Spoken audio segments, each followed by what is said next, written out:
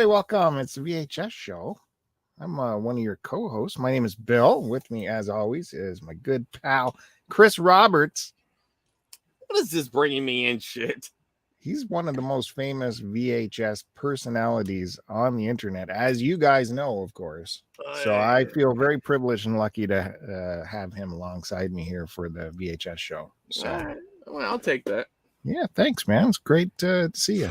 Yeah, good to see you too, man. I got a lot of crap to show, and I know you do too. So, yeah, I forgot to put my headphones on. So if you hear echo or anything, let me know, and I'll throw headphones on.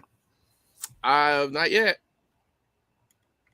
Good. Okay. Hey, we already have people in the chat, so that is amazing. Thank you for joining us. Our good pal VHS Mikey and my friend Matt Bandy joining us in the chat, waiting for us. He's playing Atari. Is that? Oh, he's probably playing the Beat the Bandy Challenge of the Month or whatever. I would bet. What is Beat the Bandy? It was an Atari game. I think it. I don't know. Atari. One of those games. Oh shit. Yeah, it was one of those games. I got to get on that Discord more. You find that out by going to the Retro Nonsense Discord, where Chris Roberts also has a podcast. Yeah, sponsored by Pellegrino. This show is sponsored by Eden Grove, a nice cider, zero sugar cider.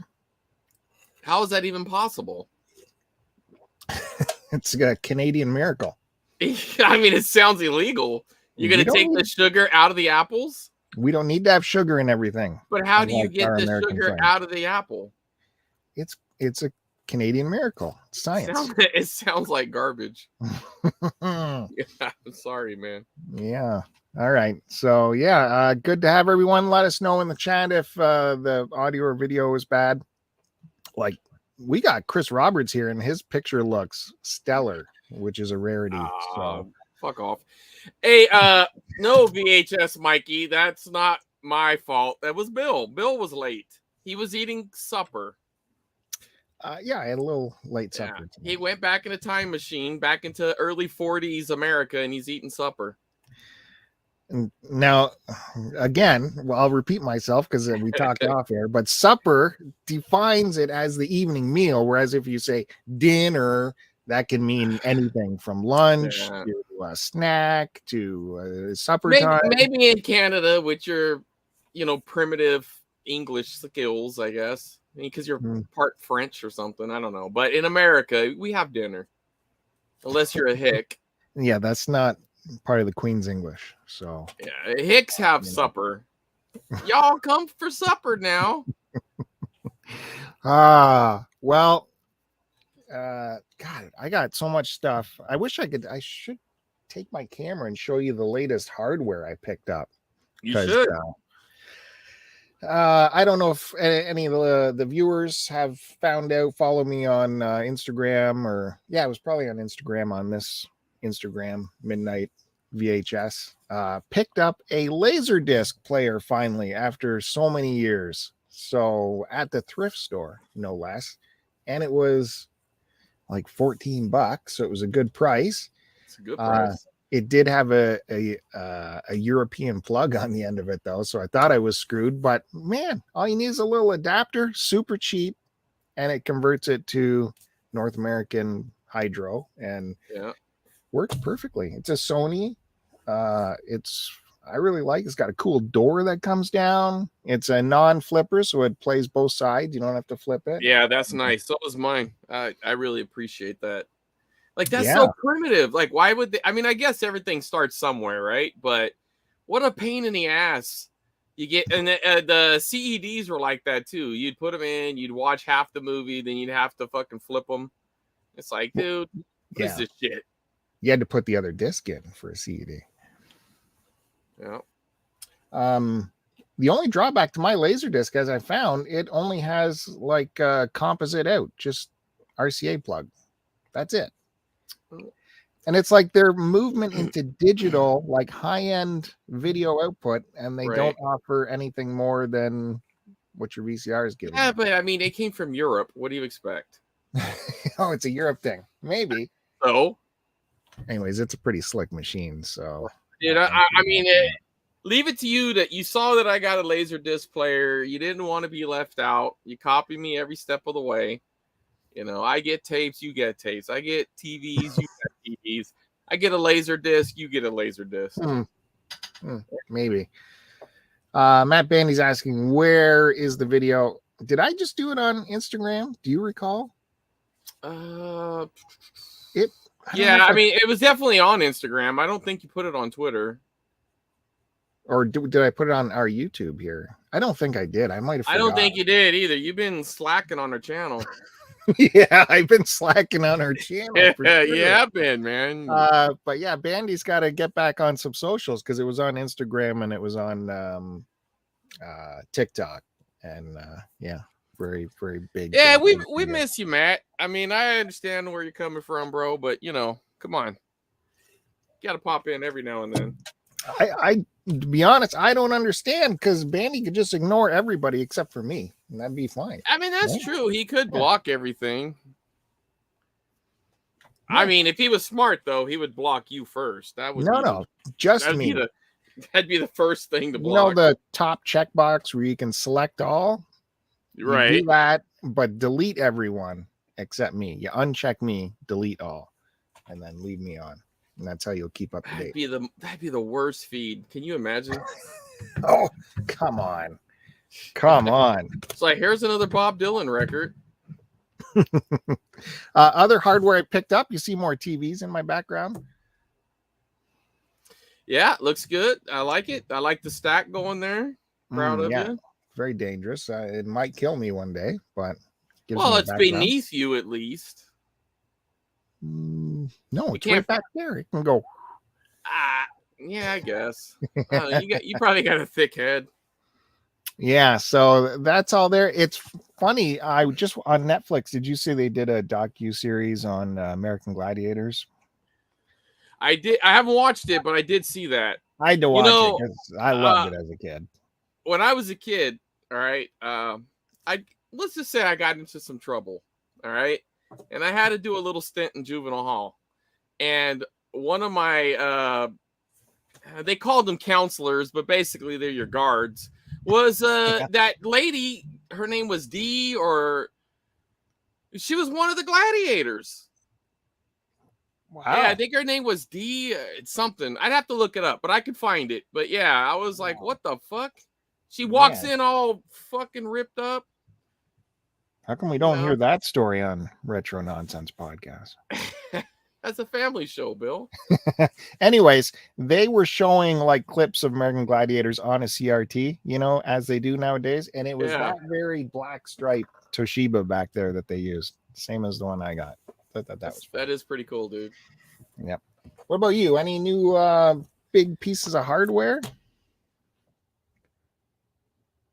Probably sell couple combos. I don't have them to show though. The couple combos but no, I haven't got no TVs in a while. Haven't got nothing like cool like hardware wise for myself. But I mean, I got a lot of cool shit, so I'm not hurting.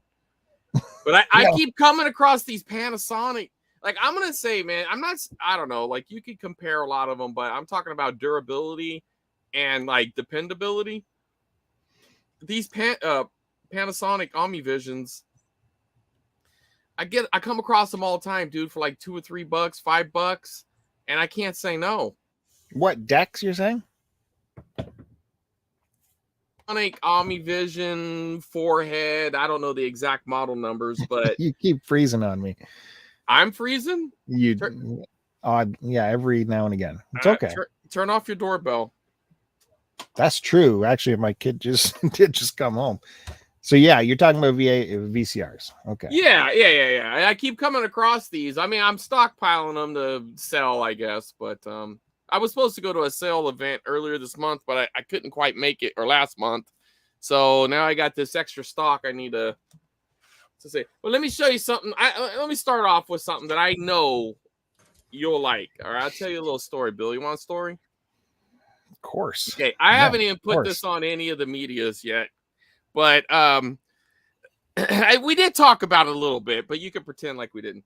So one day I'm on the Facebook Marketplace, right? And somebody puts up this grainy, shitty picture of, like a stack of like home recording VHS tapes. And he's just like, hundreds of tapes for free. I'm like, for free, you say? Tap, hey, what's up, man? You got them. Let me go pick them up. And, like we kept kind of playing tag a little bit. But this was before my vacation started, so I wasn't able to go to his house. And so I was getting nervous that I was going to miss out because, I mean, who knows? Like, he's like, there's like at least 200 tapes here. You can have them all.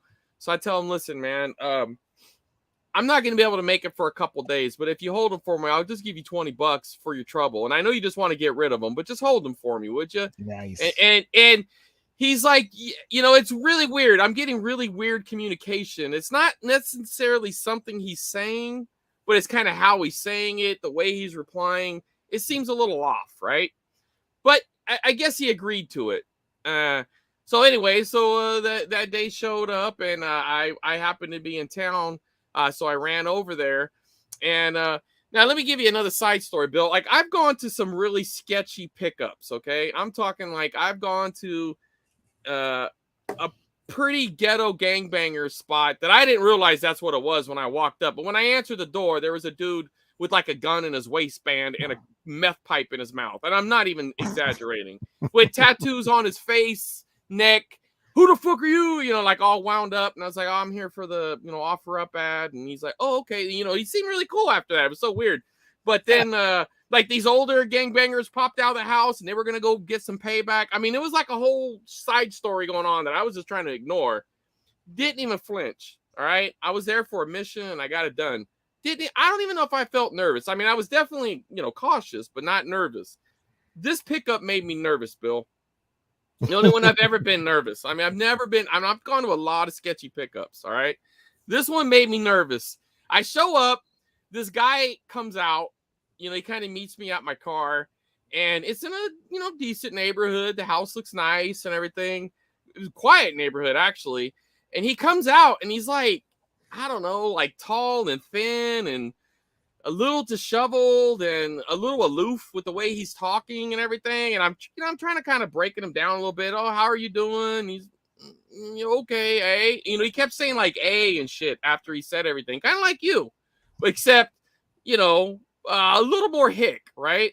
So at one point, I'm like, honestly, man, I'm getting Jeffrey Dahmer vibes from him. And I'll lay out I'll try to make it not too long of a story, but he says it was his mom's house. Mom's nowhere to be seen. This is 8:00 on a Saturday night. No mom. All right. What's mom do? I mean, he's in his late 40s, 50s, maybe. Mom's not home at 8:00 on a Saturday. He mentions that all these tapes used to belong to his dad, but his dad died. Mom's not there. I'm looking around the house. I mean, it definitely looked like a shrine for a mom's house, right? Old mom stuff everywhere.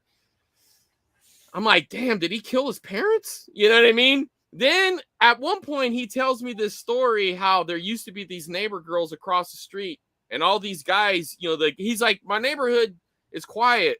I'm like, okay. I mean, out of nowhere, I didn't even ask him about it. He starts telling me how quiet his neighborhood is. I'm like, all right. And he's like, it used to not be. There was these girls across the street and all these guys used to come over and they'd be fighting over him and it was noisy. It was all kinds of trouble. He goes, but those girls aren't here anymore. I'm like, oh, damn, he's got 4 bodies, 2 girls and his parents. You know what I mean? One point, he wanted to get a bag or something to put these tapes in. I'm standing kind of in a hallway, like imagine like the door to this room is in front of me, right? And I'm in this like little hallway and he has to shift past me to go to this door that leads to his garage. That's right here. But I mean, I'm in his house. The way he went into that door, he like just slid past it to get in it and like shut it behind him. I'm thinking like, damn, is this dead mom in that garage? You know what I mean? And I don't know, dude. I felt weird. I just wanted to get out of there. I felt nervous. My heart was racing. But I got it done. All right. I got all these tapes. But I had to get the tapes. I mean, I was already there, dude. What was I going to do? You know what I mean? I mean, as far as like fighting goes, I didn't feel like he could overpower me, but I don't know. He could have hit me with a stick or shot me or stabbed me. Who the hell knows? But I mean, if it was man on man, I felt fine. But you know what I mean? Like, with the guns and the weapons or chloroform, I couldn't beat that. You know what I mean? He had the advantage. You know what I'm saying? But I got all these tapes, Bill, and I'm telling you, I haven't even cracked. I've gone through maybe 50 of 200 tapes already, right? But I mean, look, here's a good one that you can appreciate. It turned. Oh, and then the other thing, it was clear this guy was white, or I thought, because he looked like. I asked him what his name was. He's like Antonio, and I'm like, Antonio, why are you giving me a fake name? You know what I mean? Like Antonio.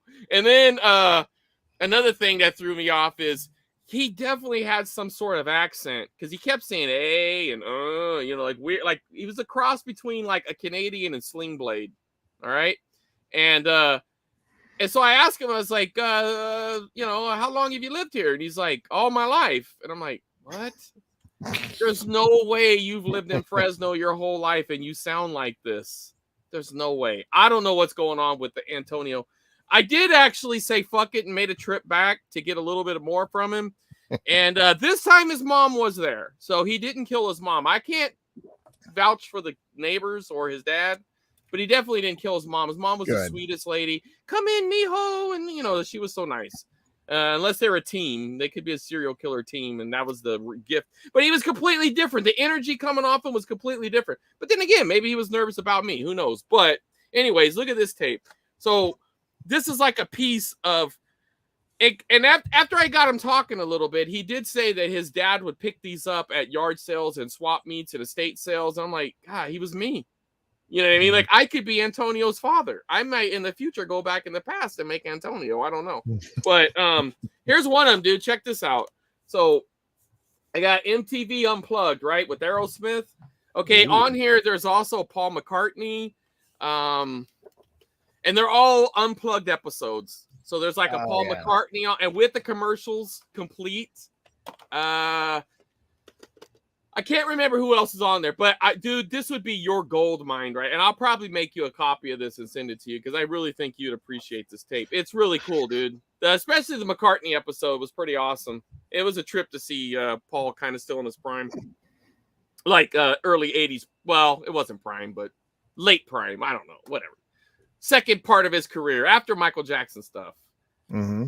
He wasn't in his prime. He was on the downside, but he looked good. He don't look like he looks now. He still looked like he still had a little bit of color in his hair. And I just noticed this one last night, dude.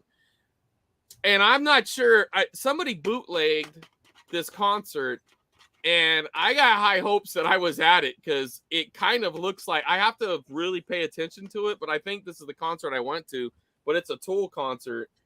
And somebody bootlegged it with a damn camcorder.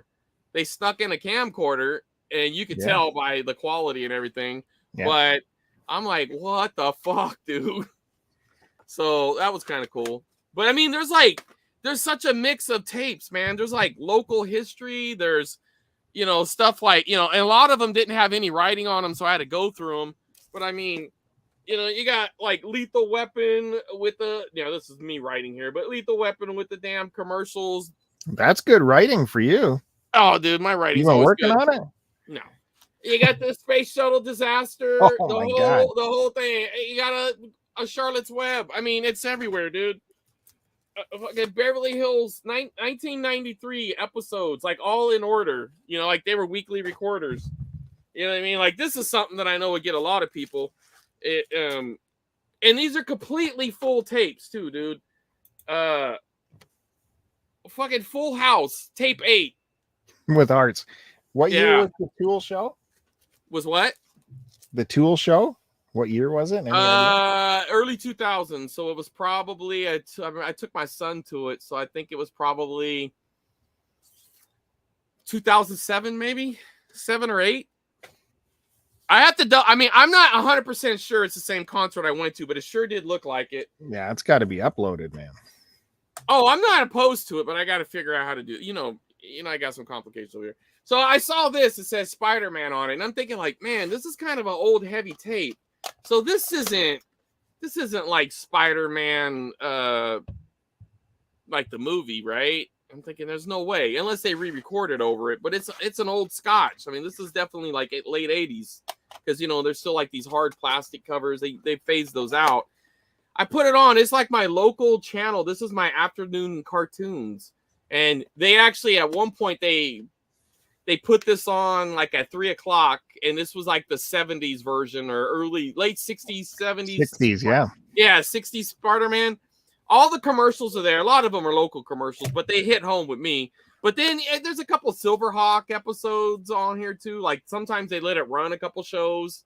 You know, like the kid mom would record it or something. And I don't know. There's like a lot of cool cartoons on it. It's complete, dude. The whole thing, dude. I mean, I got Olympics. I got all the Olympics. All right. This one's 84, dude.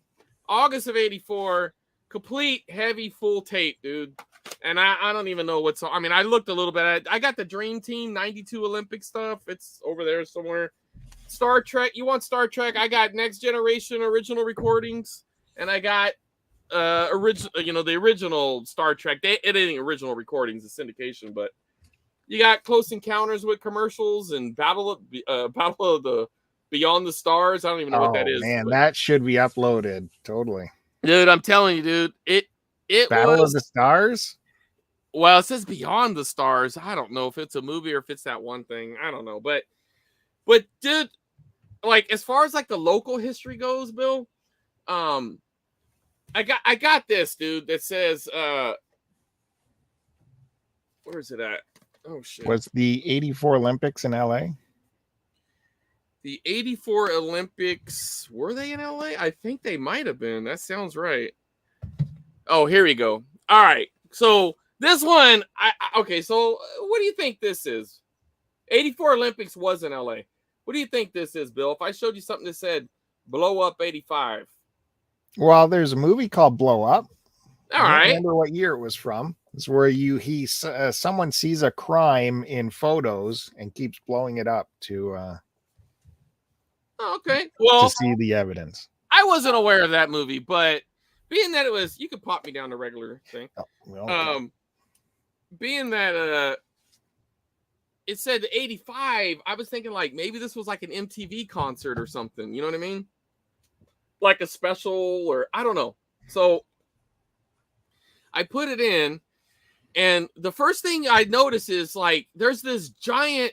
I didn't know it was a pumpkin initially because it was green, but there's this giant green pumpkin, and when I say giant, I'm talking it was big, dude. A huge pumpkin on like this big platform off in the distance, and that's all you could see. You could see sky behind it, and you could hear all these kids talking.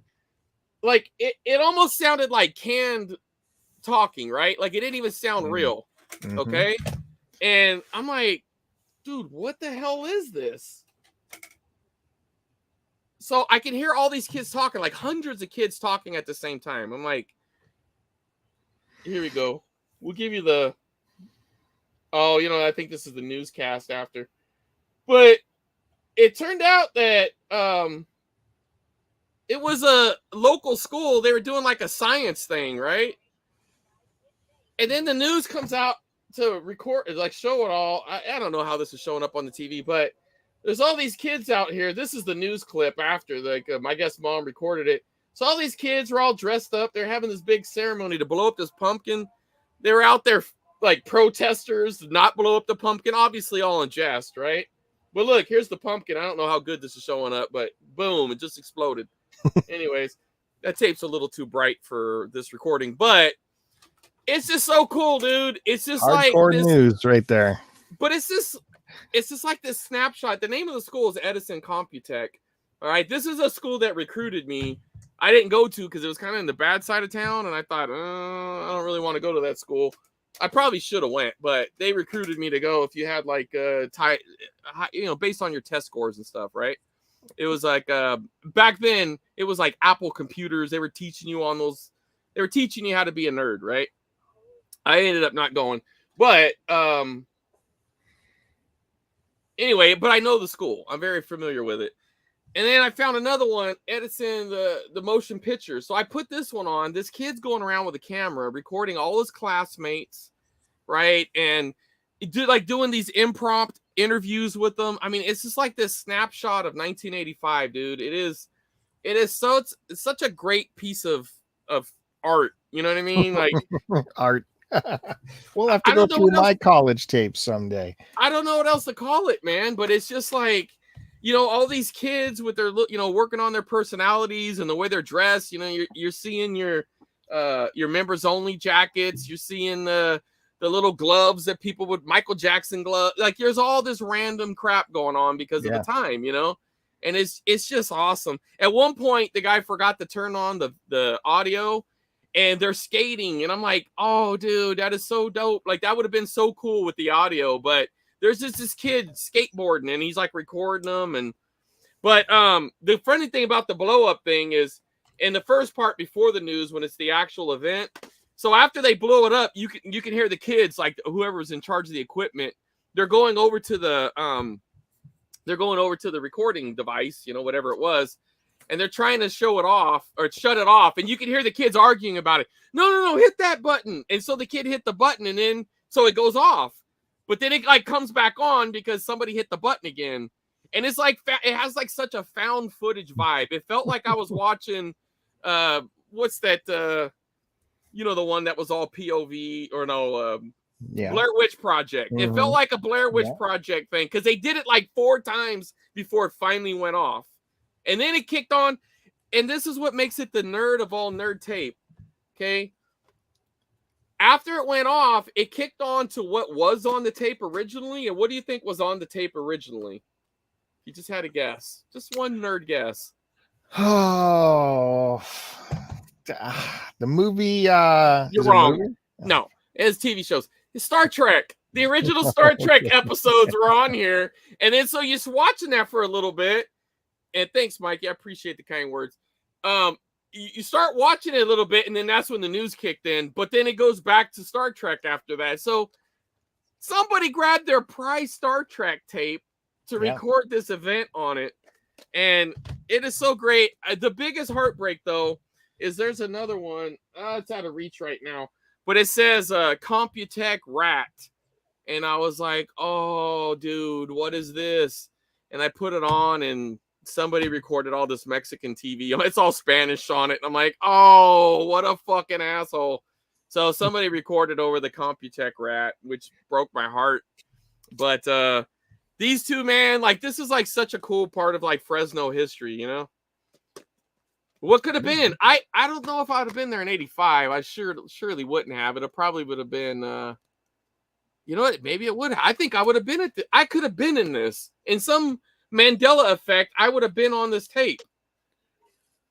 I'm serious. That was probably the time they were recruiting me, 85 and 86, I think. But recruiting you for what? Is this high school?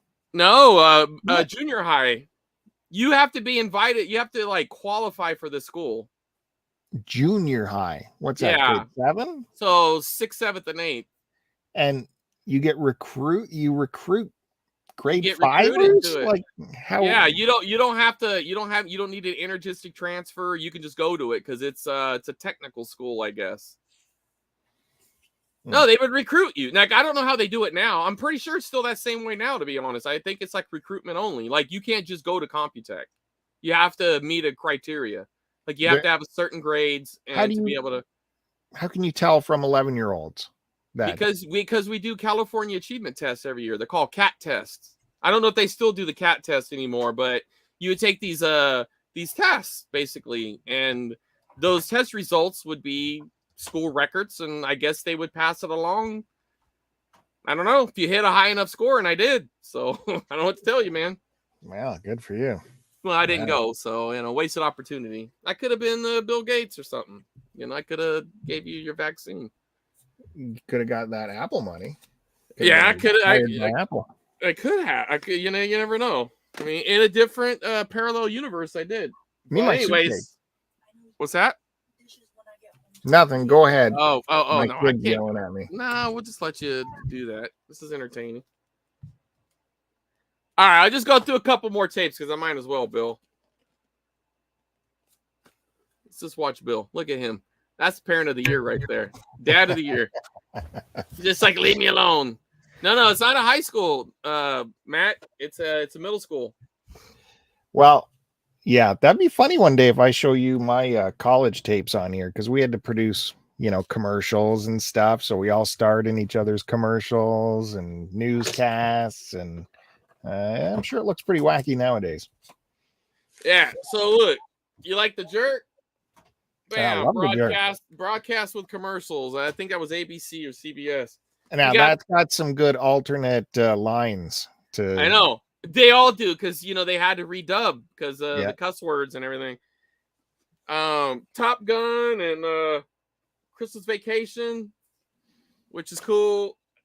War Games, and then look at this little thing. Like it was like some sort of distributor tape, like some local. I guess that was like I don't know, like some sort of company that used to distribute all these things locally at the time. Mm-hmm. And here they were advertising for it. So they're probably not even in business no more. They're all dead. Hey, dude. I don't know if you remember this horrible thing. I never watched it, but I just remember that douchebag that used to have that old lady puppet, Madam. What?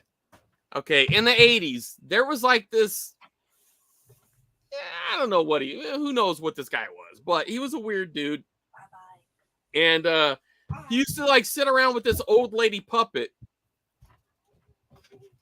And her name was Madam.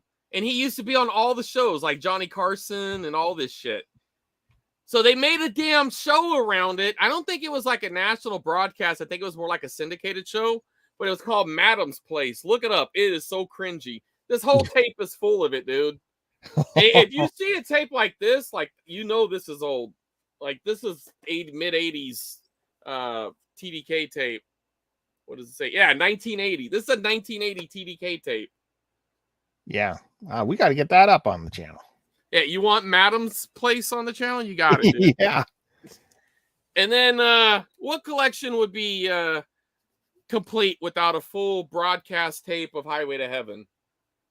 Oh, yes. The whole tape is full of it. It's awesome, man. This was some grandma's favorite tape or something. I used to watch that with my grandparents. One time I used to watch a lot of those shows with my grandparents, but a side story. One time we were watching, my grandma was always she was such a loving woman, great grandmother, right? Best. I couldn't have had a better one. Mm-hmm. But she would do this one thing that used to annoy me. If I would cry, she would ask what was going on. Like, are you crying? Like, I don't know what it was about this episode of Little House on the Prairie, but it brought me to tears. And I'm like trying to trying to play it off, because I'm kind of sitting in front of them with my back to them. But she must have been noticing something, me rubbing my eye or something. You crying? She did to me at Fox and the Hound too, man. I was like, he just lost his mom, Nana. What am I supposed to do? Anyway. All right, that's the starters. I got other crap, but I know you do too. You've been asking to do this show. I've been on my summer break here, and so it's hard to get through to your agent to get book some time with you. So yeah, you got it. Right. Yeah, VHS Mikey's handling all my calls. Yeah. Okay. Well, I'm going to start off with the biggest thing. I'm going to start off big. We're not even going to wait. And it's been so long since we've had this show. We actually didn't talk about the box that Chris Roberts sent me. Oh, has it been this long? It's literally been this long that we haven't shown. Well, I don't think you did make a video on it. I did make a quick video. You did make a cool video on it. I don't know if was that on this channel. It might have just been on Instagram again. Sorry, Matt. I don't know. Yeah, of course you wouldn't put it on the channel we're trying to grow. Yeah, I got to work that out. I think and if you're new to the channel, do all those things, right? Hit the bell, subscribe. Don't forget to do that. Yeah. You don't have to follow Bill personally, though. I don't blame you if you don't want to do that. Well, it helps.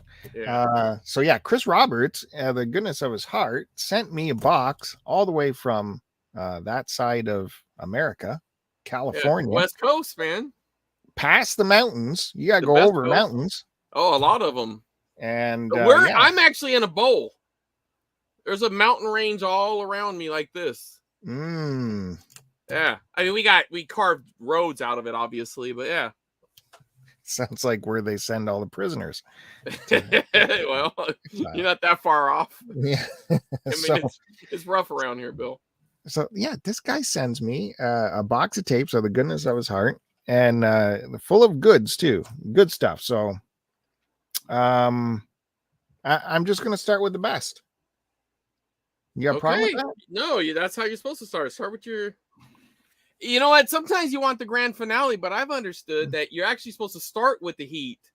Yeah, that's if you lose them, they'll never see it. So start with the good shit. Yeah. Now so it leads because this stuff leads into it. I did get this on the Pulp Fiction on Blu-ray. Notice the Blu-ray action there? I noticed it looks sealed. It's not. It's very delicately open, so you can. So you just got to cut a hole in the shrink there, so you can have access. Okay. So got on Blu-ray, and then as you guys heard in the beginning of the show, I have a laser disc now. I managed to find a copy on a laser disc. Yeah, I'm kind of jealous about that. Check this out. Gatefold. Oh, that's sick. You want me to tell you a quick story about Pulp Fiction? Real quick. Back when I was playing live poker a lot. No, hold on. No, just hold on. This is a good one. Back when I was playing live poker a lot, I was one of the dealers, a dealer I dealt with a lot. He tells me, hey, you like Pulp Fiction? I'm like, sure. And I thought he was setting me up for a joke, like a Your Mama joke or a D's Nuts joke or something. I'm like, yeah. Why? He goes, I was in it. And I'm like, really? He goes, yeah. I was like, okay, well, who were you? He goes, I was James Dean. I was like, really? And I started looking at him like, yeah, you know what? I can see it. He breaks out his phone. He starts showing me all these behind the scenes pictures of him and Travolta and him and Tarantino and him and the what's her face at the restaurant. Yeah. All this behind the scenes shit. I was like, holy shit, that's kind of cool. But yeah. Anyway, go ahead, Bill. You got a laser disc. Laser disc, yeah. So that was, and I had to drive a bit of a ways to get it. This is the only thing they had. And it was a porch pickup too, so I couldn't even ask if they had any other goodies in there. Oh yeah, we talked about this, and I told you better go get it. You paid $10 for it, right? This has an Alliance sticker on it. I bet you your American copies don't. Oh, Canadian. I bet you this is a Canadian distributed. It's the exact same. Everything here is American, but it does have this sticker on it. So I bet you this is a Canadian. You know what you do is you take like a different sticker and you just stick it right over that. No, this never notice it. Pride in that we were just as up in the technology as you Americans. You got it at least 3 years later. Okay, so what's missing? We have the Blu-ray, we have the laser disc. What's missing? Chris Roberts sent it to me. I mean, I'm guessing the VHS from his own collection. He sent me the VHS copy right here. Isn't that something? What's special about it, Bill? You're gonna have to zoom yourself in because you took the controls away. This is actually signed by co-writers Roger Avery and Quentin Tarantino, the director, and Roger Avery's daughter, Gala Avery. Yep. And it's notated to me. It sure is. And who did that for you, Bill? I'm telling you. This Chris Roberts guy, he had no reason to do this for me. Absolutely no reason to go out of his way and make this happen, but he did. And he got this to Canada. Roger Avery also signed the inside and wrote the Avery cut on here as a joke. And putting this on social media drove all the Pulp Fiction people crazy. Because they're like, what's the Avery cut? I need the Avery cut. And I got the Tarantino cut. Which mine is cooler, let's be honest. I mean, hey, I think they're both cool. But, I'll be honest. And Roger, if you're watching, Roger, you're a great dude. But you get it. I had to take the Tarantino cut. No, it's perfect because Avery is Canadian. I know. He puts a lot of Canadian stuff on his socials. You've been noticing that lately? Oh yeah, of course. Well, I didn't know.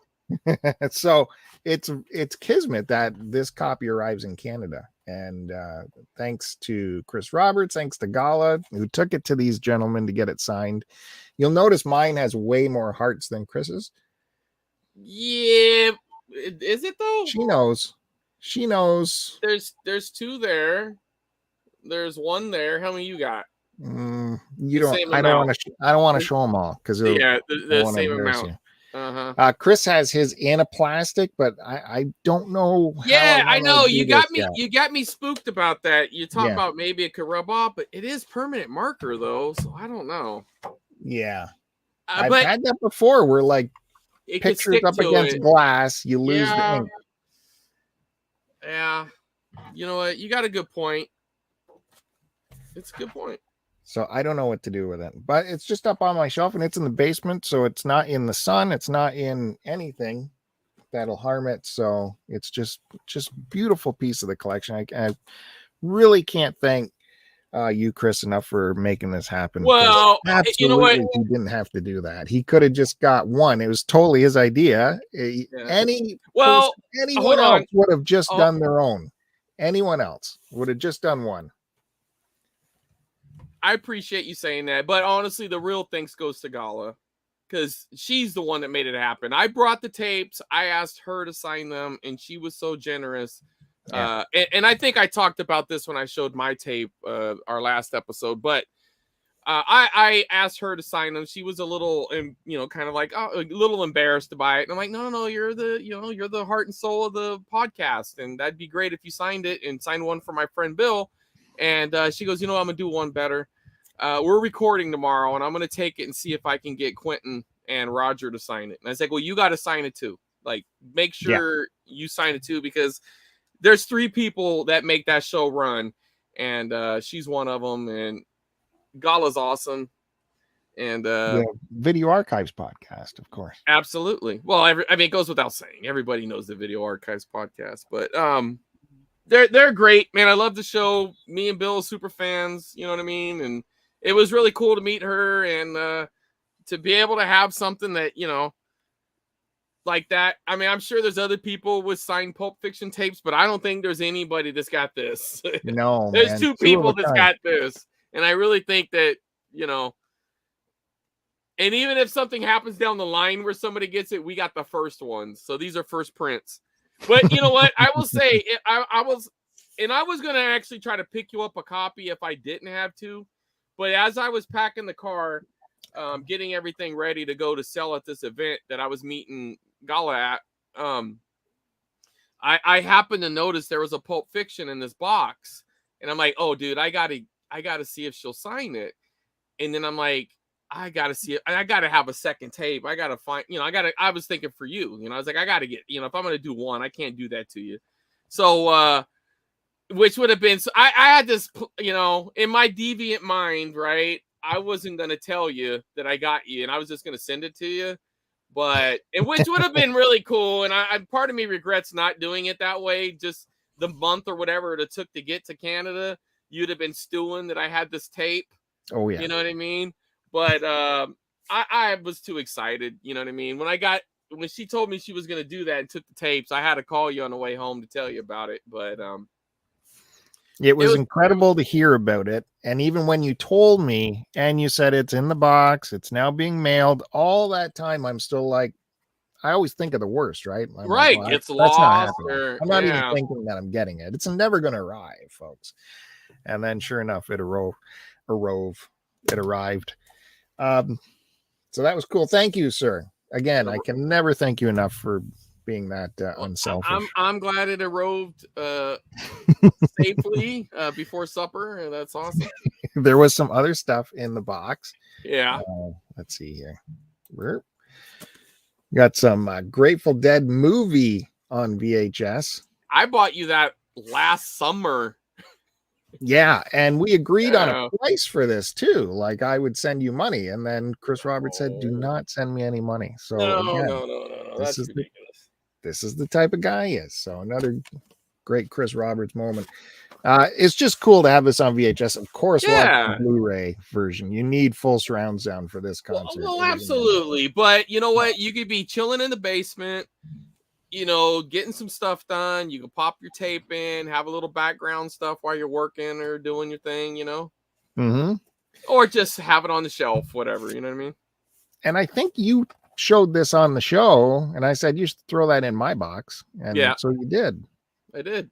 Well, because frankly, I got the better CBS Fox copy, and I gave you the greatest hits. But, it's a good starter tape. You know what I mean? Yeah. It's a starter tape. Yep. And we don't go by that UPC. That's no. They like, no. Cut that out. And this was a long time request I had for Chris. A long time request. I remember seeing this movie like on TV on like the weekend on some weird channel that plays old movies. And I just love this movie. And it had, it's the first time I saw Commander Chakotay in another project. Chakotay from Star Trek Voyager, of course. Right. And that was Night of the Comet. And Chris said he had 2 of them. So he sent me. Again, I have the proper tape and the second version. And I'm sorry I didn't have 2 CBS Foxes. But, again, it's a good starter tape. And if you ever upgrade, you pass that down the line. Oh, it is a cool alternative cover. Yeah. This is. I mean, it's a good time special. Yeah. But, But I know. But listen, it was free, right? Yeah, so that's got some Robert Beltran in there. Yeah, it's pretty cool to see that. It's funny when I rewatched this, the first half of the movie I remembered, but the second half was totally not what I remembered. So I don't know what is in my memory as the second half of this movie. But I've seen the movie one time as a kid. I might have been whatever age when it came out. I saw it on TV. I don't remember any of it other than there was like a romance aspect to it, right? Well, they were kissing or something and looking up, and I don't know. Something was happening at the end. I forget what the comet did, but it caused chaos, right?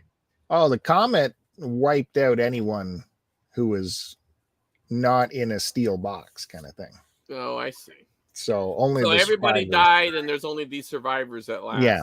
There's a few mutants running around just to throw a little, sauce, some spice in the sauce. But I remember the second half as being like Beltran takes these girls to a cabin in the mountains and they have to survive up there. But then it didn't end up happening on my movie. So I'm like, what movie is that where they go to a cabin in the mountains to wait out the apocalypse?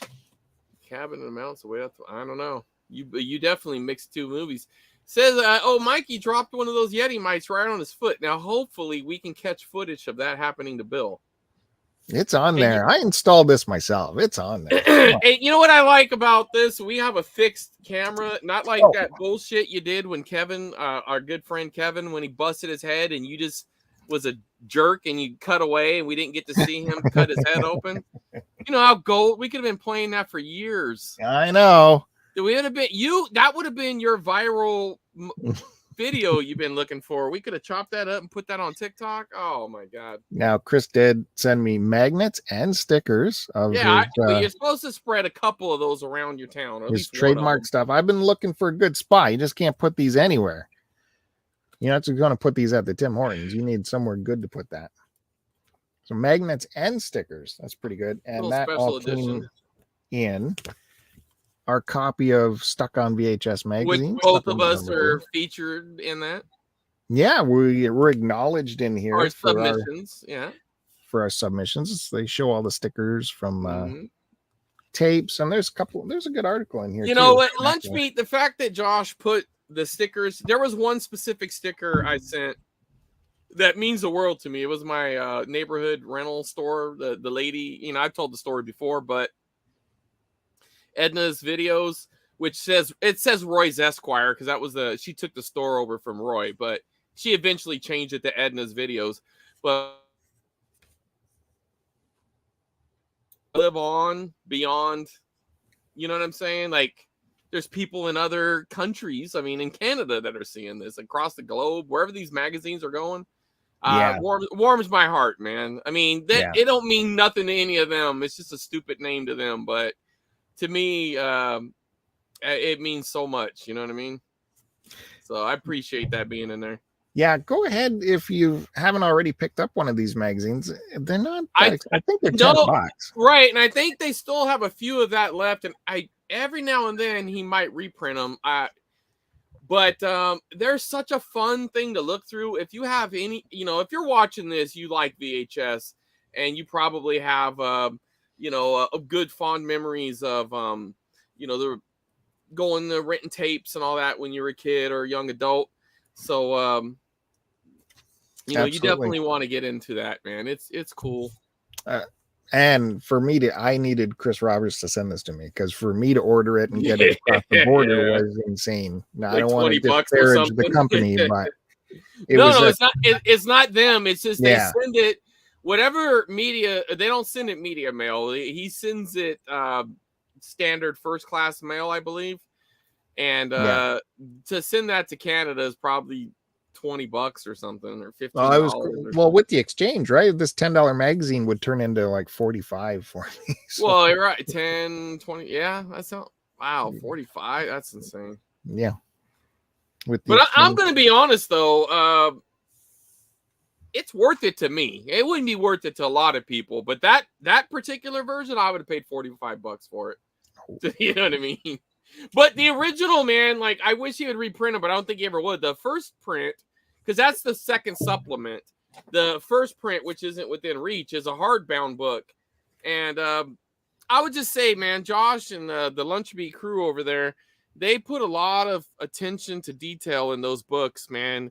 And, of course, these two, because I was going to show this, but since we're talking about Lunch Meat, I got the latest episode of Lunch Meat, or latest issue 12. I wish I got on board early with it, because I only have a couple of these, but I mean, dude, this stuff is just cool, dude. Yeah. They have all these different articles, and it's just, it's really a good snapshot of VHS culture, both current and, of course, vintage. And, if you're into this stuff, man, and, especially magazines are really dying. I mean, you don't see magazines too much anymore, really. And so this is just cool that they're keeping the physical media alive. Yeah. And in all the forms, If you want to contribute, you can go to their website and take pictures of the stickers on your tapes. Yep. And help well, you stuck on VHS.com. I don't know. I forget. We could add that to the description. Yeah, I just showed it. But you go to. Oh, did you? Oh, I missed Stuck it. on VHS book. Right. At Gmail. There you go. There you go. Yep. Mail in your take a little snapshot, send them in. All they ask is what they really like is if you're able to add what the name of the movie is. So if you could put the cover in it. Sometimes they'll show all of it together, and sometimes they won't, but at least he knows what it is. So whenever you take your picture, if you could definitely put that information it adds a little flair to the little information to what it is. Yeah. It is cool when you see it, what tape it came off of. I don't know why it adds something to it, but it does, don't it? Yeah. Totally. It's like this tape. Oh, it was a Friday 13th tape, or it was a whatever. Rapping Grannies. Yeah. Well, this next trio of tapes is for my pal Duke, because he loves. And don't forget to give Duke a shout out for his Pick Your Flicks. That was his local rental. We got Star Trek VHS here. 1, 2, and 3, totally sealed. Oh, sealed. Now standalone versions too. American. American. I guess because there is no Canadian stuff on there. That's good. Yeah, look at that cover. Oh, it's beautiful. I like the box set that has the Enterprise on the side, because that looks cool on a shelf. But those are definitely the better covers. Look at that guy. That's an action hero right there. Oh yeah, look at that crew, man. Yeah, boy, they were holding on to their youth for dear life at that point, weren't they? They look super cool in that movie. They look something. Duke's giving me thumbs up for that. Like a thumbs down. Should we go back to Chris Roberts for a bit? Or? Yeah, I'll just show you another tape. I don't know if you're still here, Matt, but I haven't played this yet. I assume it's a concert. You might even like this too, Bandy. Not Bandy, but you, Bill. Jethro Tull. Jethro Tull. See, Jethro definitely ate supper. I can promise you that Jethro isn't the kind of guy that ate dinner. He ate supper. But this is an old tape. I don't know. I Yeah, don't think I played it yet. I'd take that. Yeah, this might make it to you if there's not a commercial aspect to it. Let's see. I definitely checked it because I pulled the tab off of it. So that was the other thing. These guys, every one of these tapes still had the tabs in it. Okay, that's a movie. What's this? Oh, it doesn't. Oh, look at that. Gleam in the Cube. Oh, that's why I stopped here. That's a commercial for Gleam in the Cube. Anyway, I don't want to mess that up because I got to record that off. But whenever I find the Jethro Tull, I'll send you a clip. Yeah, I was ready for that Gleam in the. It's like it was a TV trailer for Gleam in the Cube. I'm like, oh, that's kind of cool. Like the movie trailer. You don't know what Gleam in the Cube is? No, that sounds dirty. It's a 80s skater movie with what's his name? Christian Slater, a young Christian Slater, and it also had. Go ahead.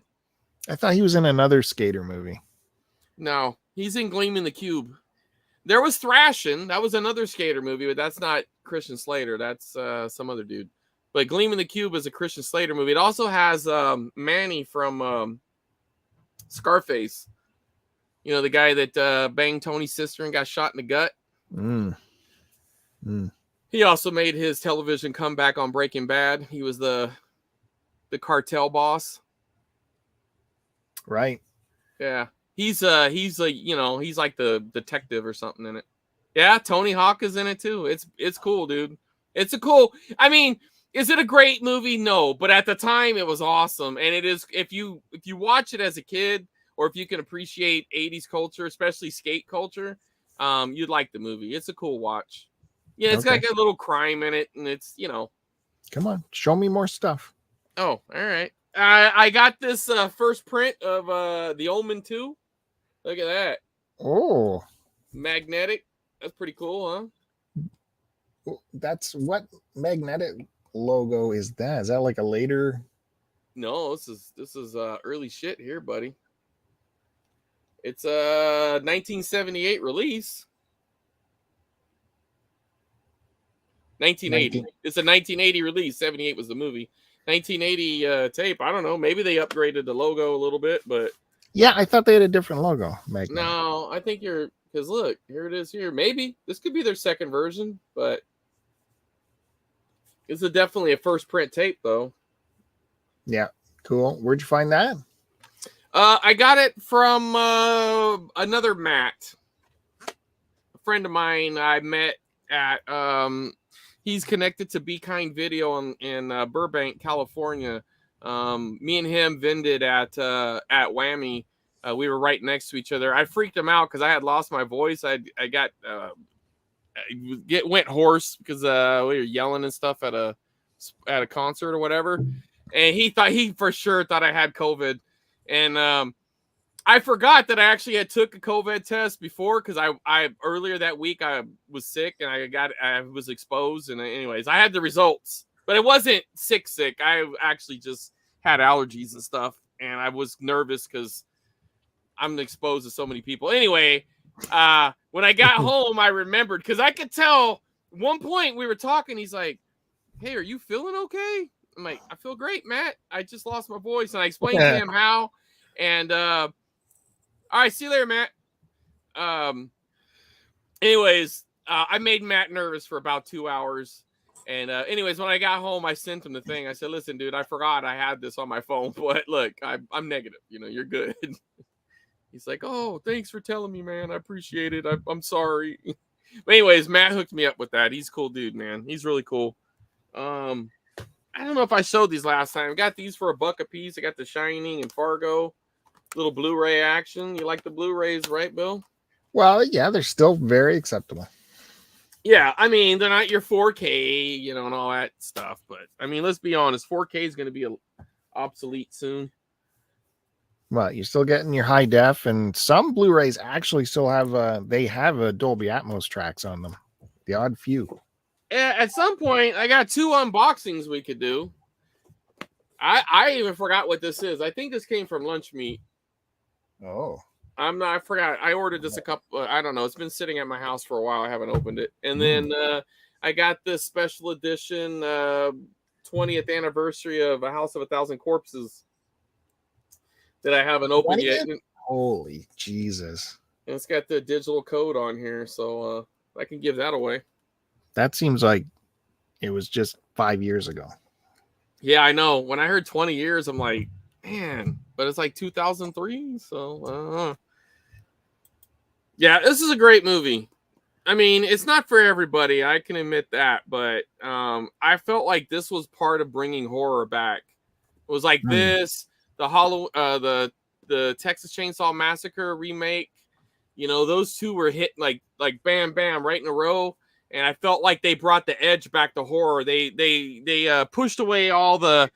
Because at that point, we were in the Final Destination, all that crap, where all these teenagers are together and Joyride, and there's a bunch of these movies that all came out at the same time that nobody remembers.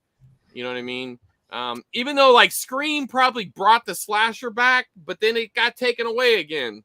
It's like Scream came, oh yeah, we got all this interest in slashers again, and then it went shitty for a while because it had all this CGI crap, and then Zombie brought back, a practical effects horror movie that had a 70s edge to it. Like, it feels like you're watching a Texas Chainsaw Massacre, a modernized version of it. You know what I mean? Airborne. I don't know. What are we missing here? That was another skateboard? No, I don't remember that, but I will look around for it. All right. Movie with Jack Black, a young Jack Black in it, huh? That's interesting. All right. Here's another cool thing, because I can't let you get into my Laserdisc thing and have you try to one up me with Pulp Fiction. So I got a first print of the Terminator. Look at this. I mean, that thing is just awesome. Got the Thorn shit one out here. Why am I not getting this right? Here we go.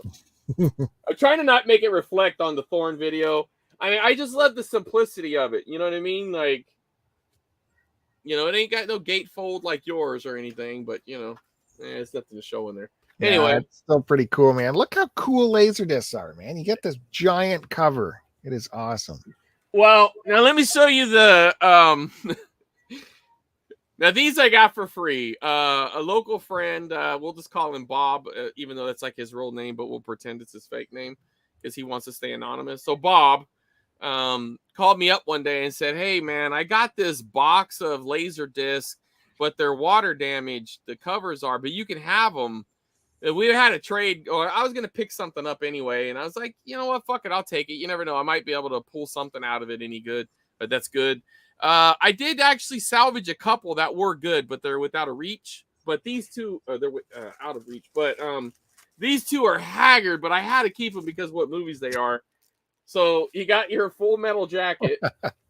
I mean, look how bad it is, man. But the disc is pristine. I mean, you know what I mean? It sucks, dude, because it's just so like messed up. Yeah. Right? Well, it's kind of cool too, that would look I know there's roached in a cool way. I know. And then oh, well, that's not there's nothing. You don't even get the name of it, you know what I mean? But yeah, that's not roached in a cool way at all. No, but of course this is the Tarantino Dust to Dawn flick with Clooney. The back isn't so bad, but I mean every aspect of this thing is garbage. But the disc, perfect shape. It's weird. But those were two of the cool ones. I got a Crow that actually is in nice shape. So I salvaged a couple, but one that stuck out was the Crow, even though I don't ever really remember watching that movie, but it just seemed kind of cool to have. But what else you got, Bill? Oh, back to me? Well, all I got left is a couple unboxings. I blew through those blank tapes so fast. You said you had tons. I got like 100 copies of stuff to go through here. So, dude, I've gone through 25 tapes already, Bill. Good. I just need your commentary here. Since you're showing Blu-ray, I'll show a few Blu-rays. Oh, I've been trying to find all the 3D of the Hobbit trilogy. I found another one. It's got the cool 3D cover. Hey, do you have a 3D television? See the I sword do. coming Yeah, at you? that's what electricular, or how do you say that? Yeah, I didn't want to go for it because I knew I'd screw it up. Is it No, is it latricular? it's around there. It's down. I'm in the ballpark, right? You're in the I feel ballpark. like I'm in the ballpark. You know what I'm talking about. My projector down here does 3D, so it's the only way. 3D on a small TV is probably not. I can't see that being worth it, but on the projector, it's really good. That's cool. These were yard sales for $1 each. Oh, you got to pick them up, Frighteners. Yeah, that's cool. That's Peter Jackson's, I Michael think, first J. American film. Yeah. Actually, these were. These were at a yard sale. I'd come off overnights and did some yard sailing on my way home, so I've been up all night. And lenticular. I was close. There you go. Yeah, lenticular. Thank you. And she gave me a price on these. Like I said, how much for these two? And I think she said, I forget what she said, $2 or something. And I was just in a daze, so I'm like, so we take $5? And she's like, you want to give me more money? Like, oh wait, what'd you say? Hold on a sec. She was actually very nice and said, just give me $3. And I mean, she still went up $1. Oh yeah. She taxed your ass for being dumb. Yep. Tax me for being dumb, exactly. Oh man. Okay, so you were talking Terminator. I right. found this the other day. I have Terminator twice now. I have the HBO video release, and I have the Canadian Alliance Atlantis release. Just throw that one out. What's the other one? Well, there's a special edition. I know. Well, what'd you say? First pressing? Well, maybe this is the first pressing. I think the HBO Thorn is the first. The Thorn release is the first. No. On I'm going to say it's the Hemdale version here of the Terminator. No, that's not the Terminator. I have that one over there, but that's not the first print. I think it is. Okay, what year does it say on it? Give me some copyrights. Give me a year. I'll go grab my Thorn tape. We'll compare. Well, they say on the bottom here, 1991. 91? You think 91's a first print for Terminator? Hold that thought. Doesn't make sense, does it? Maybe that's a like a scanning number or something. But no, I never heard of this Hemdale version, this Hemdale distributor. So I thought I better pick that up just for... No, it's cool tape. Not saying it's not cool, but let's see my Thorn tape here. Here's the label. Got to get this way away from me because this is small print. Not catching date on it yet. Yeah, this. Let's see your label. What's your label look like? You think that's the first print? Get the fuck out of here. That's a first print tape, my friend. Oh, VHS Mikey's got CBS Fox.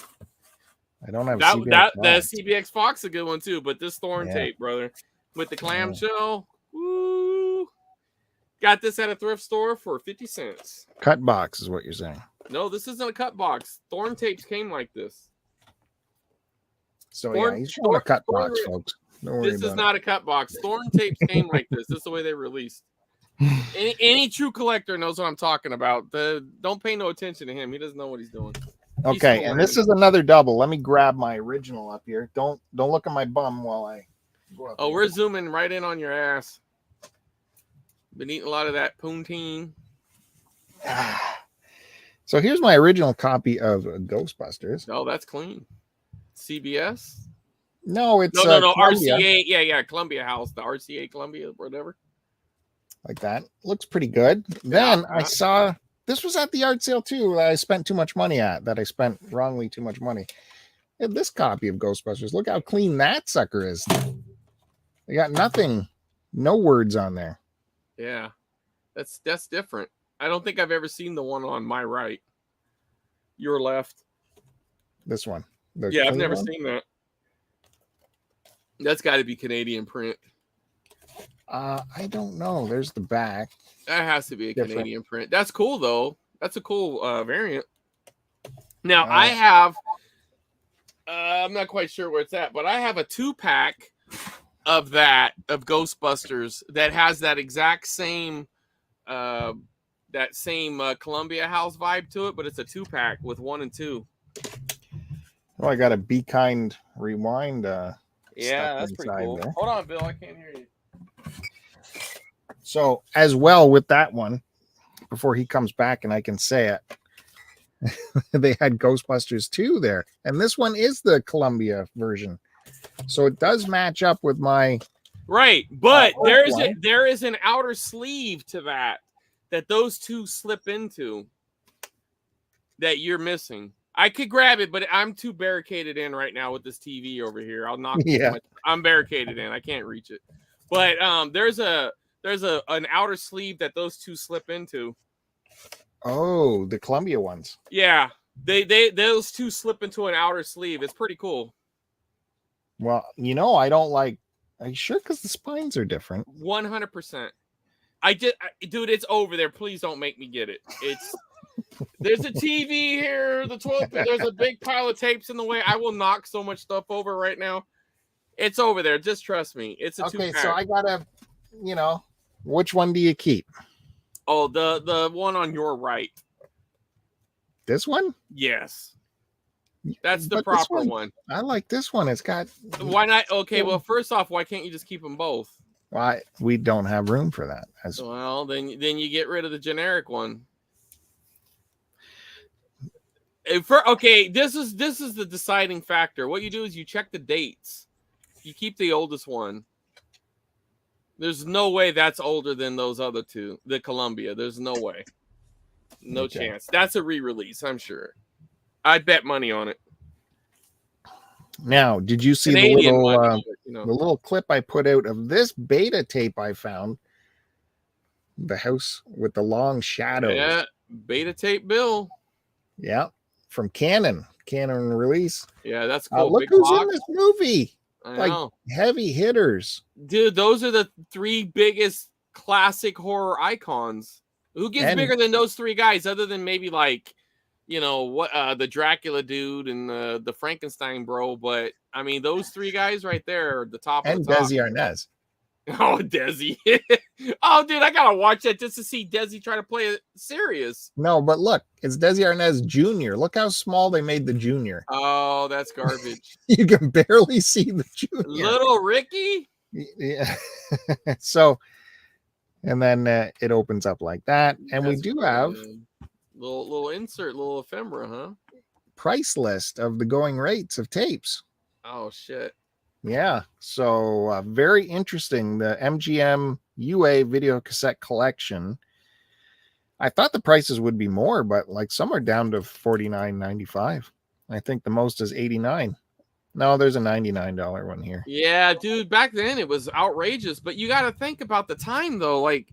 They never showed movies over, very rarely. Even HBO, you couldn't just turn on a random night and watch Star Wars. You know what I mean? It was event TV. So if you wanted to own and be able to see those movies anytime you wanted, they made you pay up. Absolutely. You're paying. I got a Gremlins 2 tape right over there that has a $99 price tag on it. I'm like, fucking Gremlins 2? Can you imagine the sucker that paid that? Okay. You ready for me to speed through a few here? Knock them out. Okay. We're going to get into some home records too, just to see if any pique the interest of Chris Roberts. Yeah, let's do it. But I'll start with this is just loose.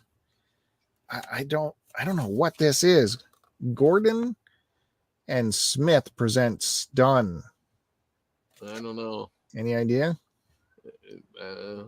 That could be one of your college tapes, maybe you were looking at. It could be a porn.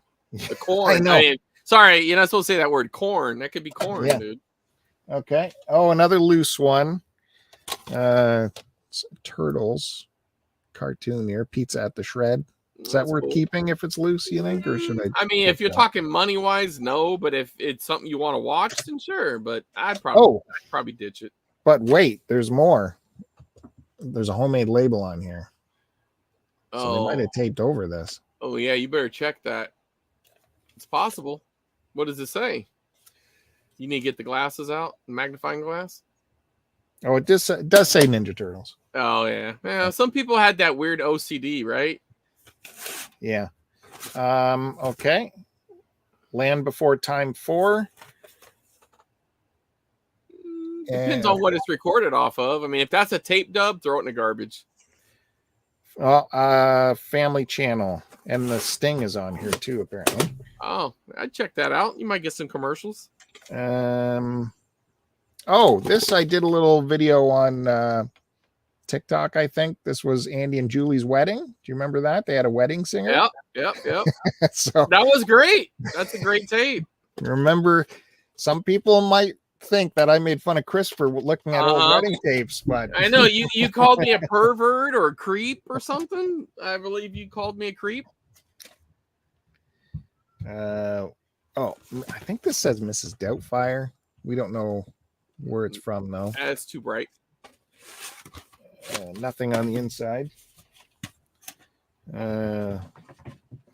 Three Kings. That says a number 1 beside it. I don't know. Three Kings. Oh, that Three sounds Kings? like I remember a movie called that, but I don't know if that's the same thing. We got some DuckTales. Oh, no, that one. Yeah, you need to double check that one. Pop that in, see if there's commercials on it. Ooh, look at this color. Yeah, that's a cool color. What is that? Oh, it says on here Walt Disney's Pocahontas. That's 95. That's either a tape dub or maybe Disney Channel from that era. It's possible it could have been an ABC broadcast, but that's pretty cool. I love What that the tape hell color. tape is this though? Like, Who knows? I got a bend 'em like Beckham tape that's that color or similar. And who's typing out their labels? Dude, you'd be surprised. I have a ton of them that have typed out. It was a thing back then. You know, you got to keep in mind, people own typewriters then. Yeah. That says Casper. Probably the movie. Look at this tape box here. Empire. That's extra cool. High grade. Well, you got to have the extra. Only a 60. Is that how many minutes that are on there? Yeah, it's a 60. But that's at the full, the highest speed though, right? I mean, no, this would, well, yeah, an SP. It's like SP or whatever, right? Yeah, a little half tape on there. I can't make out what's on here, so that'll be a surprise. Yeah. Well, that's kind of part of the fun. Another cool box. That looks blurry. It's a trip. Yeah. It's almost like one of those old 3D arts that I would never. I used to stare at those things. I don't see shit. I think that's an intelligence test. That if you see the picture, you're stupid. Oh, I was trying to figure out like what company this is. It doesn't say it anywhere. And down here at the bottom, it says it is a Zellers Incorporated. Zellers. That was kind of like a store, right? Yeah, it's like a discount department store here. Yeah, like a Target or something of the day. Yeah, and they got the BSAF. That tape probably don't match that cover, or at least that label don't. You saw? Did you see E.T.? I did, and you need to pop that in. If that's a TV recording, that needs to go in the crisp box, or at least a copy of it. Really? Hell yeah! And 80, especially like 80s, early 90s, that could be a broadcast premiere. That looks cool, dude. Okay, so I finally got through all. These were all yard sale pickups, and people look at you, why are you picking these up? But who cares? Why are you selling them then? I'm an archivist, and you know. Anyways, now we get to some actual commercial tapes here. I couldn't help but buy this movie.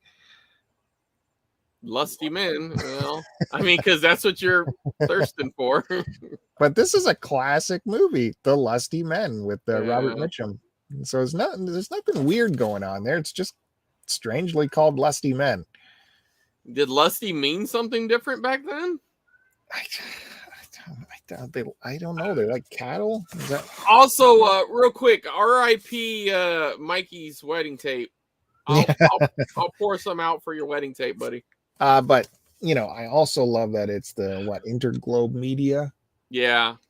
And they got they do their label this way, and you get a nice look at their. That's kind of cool. That's kind of cool. Yeah. It looks very low rent, though.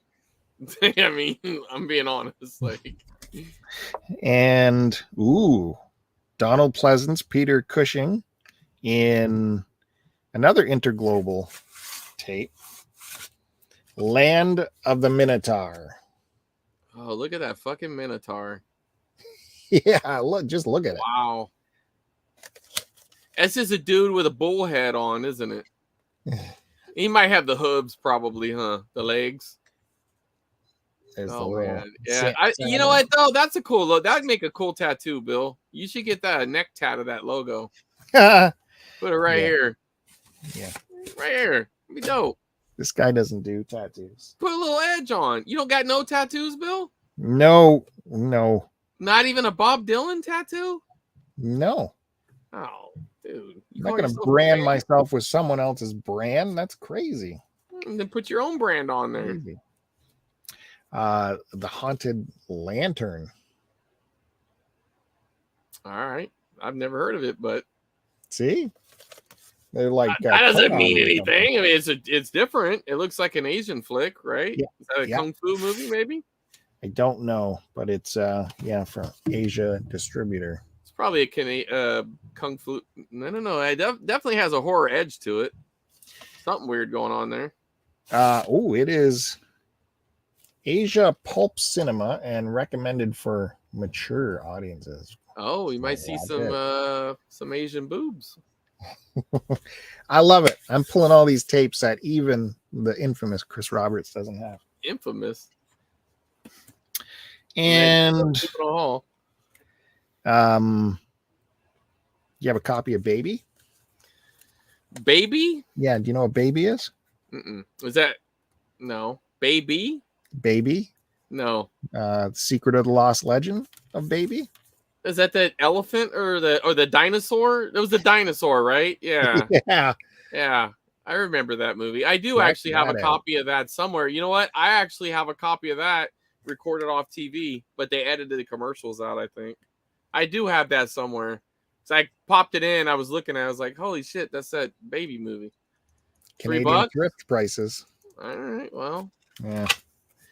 But don't you get coupons or something? Okay, you get some bonus stickers here. What do you got? There's the that's cool. That's a cool label. And that's back when Touchstone made those stupid labels. Because Touchstone wasn't that a subsidiary company of Disney, right? Was that like their adult? I think it might be, or maybe they bought it. Thanks for popping in. But it has been certified by our government as PG. You got the official coat of arms on there. You should send that in if you haven't. That's a cool sticker. I've sent these before. Oh, okay, because that's a cool sticker. I don't remember if I've emailed them or just put it on social. No, you need to email that one. That's a cool sticker. I'm very lazy about that. All you gotta do is picture your phone, boop, send it. It's gone. We missed 2 seconds. This sticker, suspect video. Yeah, it sucks that they wrote on it, but it's still kind of cool. Oh, is there another sticker? Might be one on the other side. Yeah. Nope. No. That sucks. Do you want me to take a break or keep going? No, go ahead. Like I said, I got like 3 things left to show. Oof, man. Okay. 2 unboxings and one other thing. Love this cover. I don't know if the movie's going to stand up or not, but Journey to the Center of Time itself. Is that a sequel to the Center of the Earth? I don't think so. I think they were just trying to, I don't know if this was first or, but cool pulpy cover on there. And it's one of these totally sealed up boxes. Yeah, that's cool with the flaps. Yeah, flaps. Is that what you call them? Flaps? Yep. And then Very generic label in there. I'd watch that.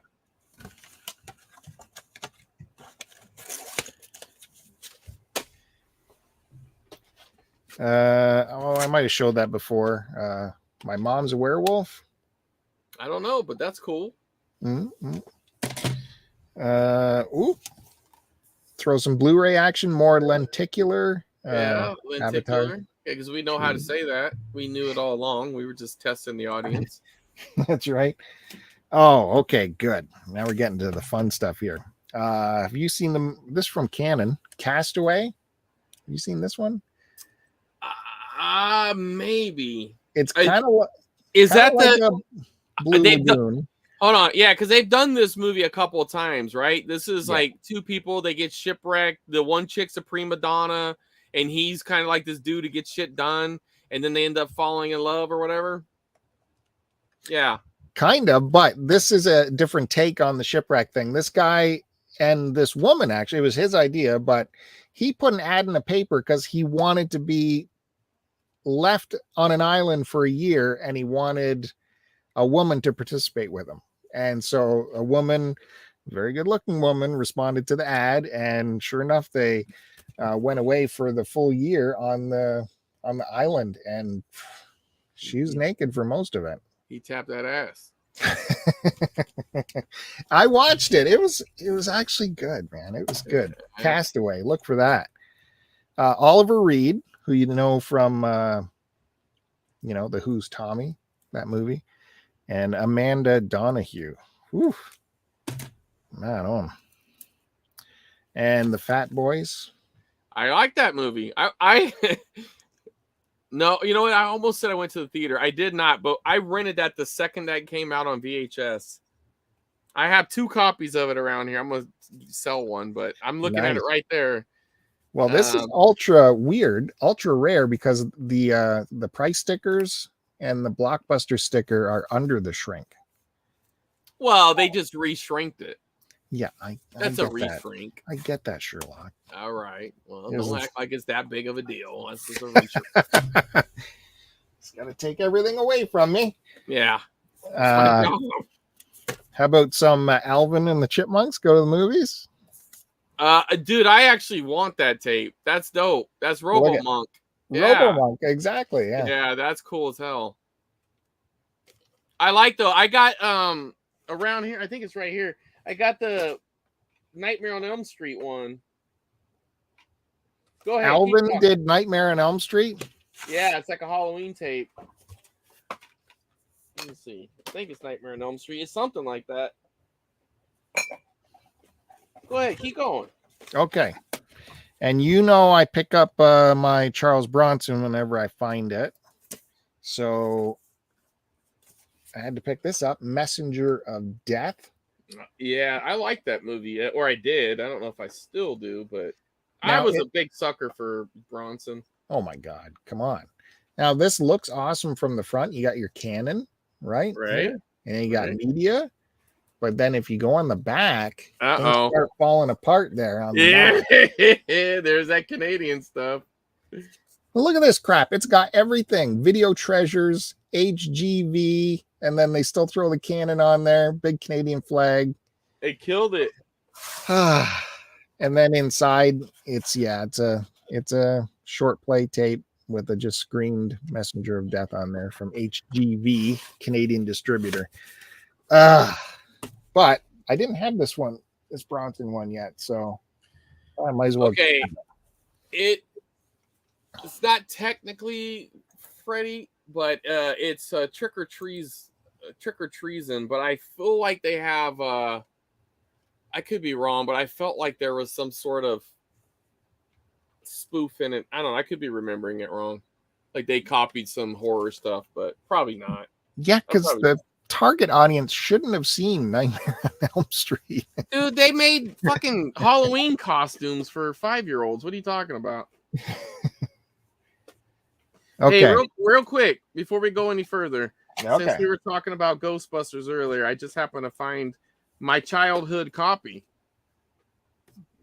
So my dad, he used to drive truck, and they would just like sometimes there'd be trucks that would have mail in it, but the way they stuffed them in there was kind of ridiculous because sometimes the mail would get stuck. They had at the very top there was I don't know, basically like a headliner in the trailer, and sometimes when these things would get loaded in, the stuff would fall into the headliner.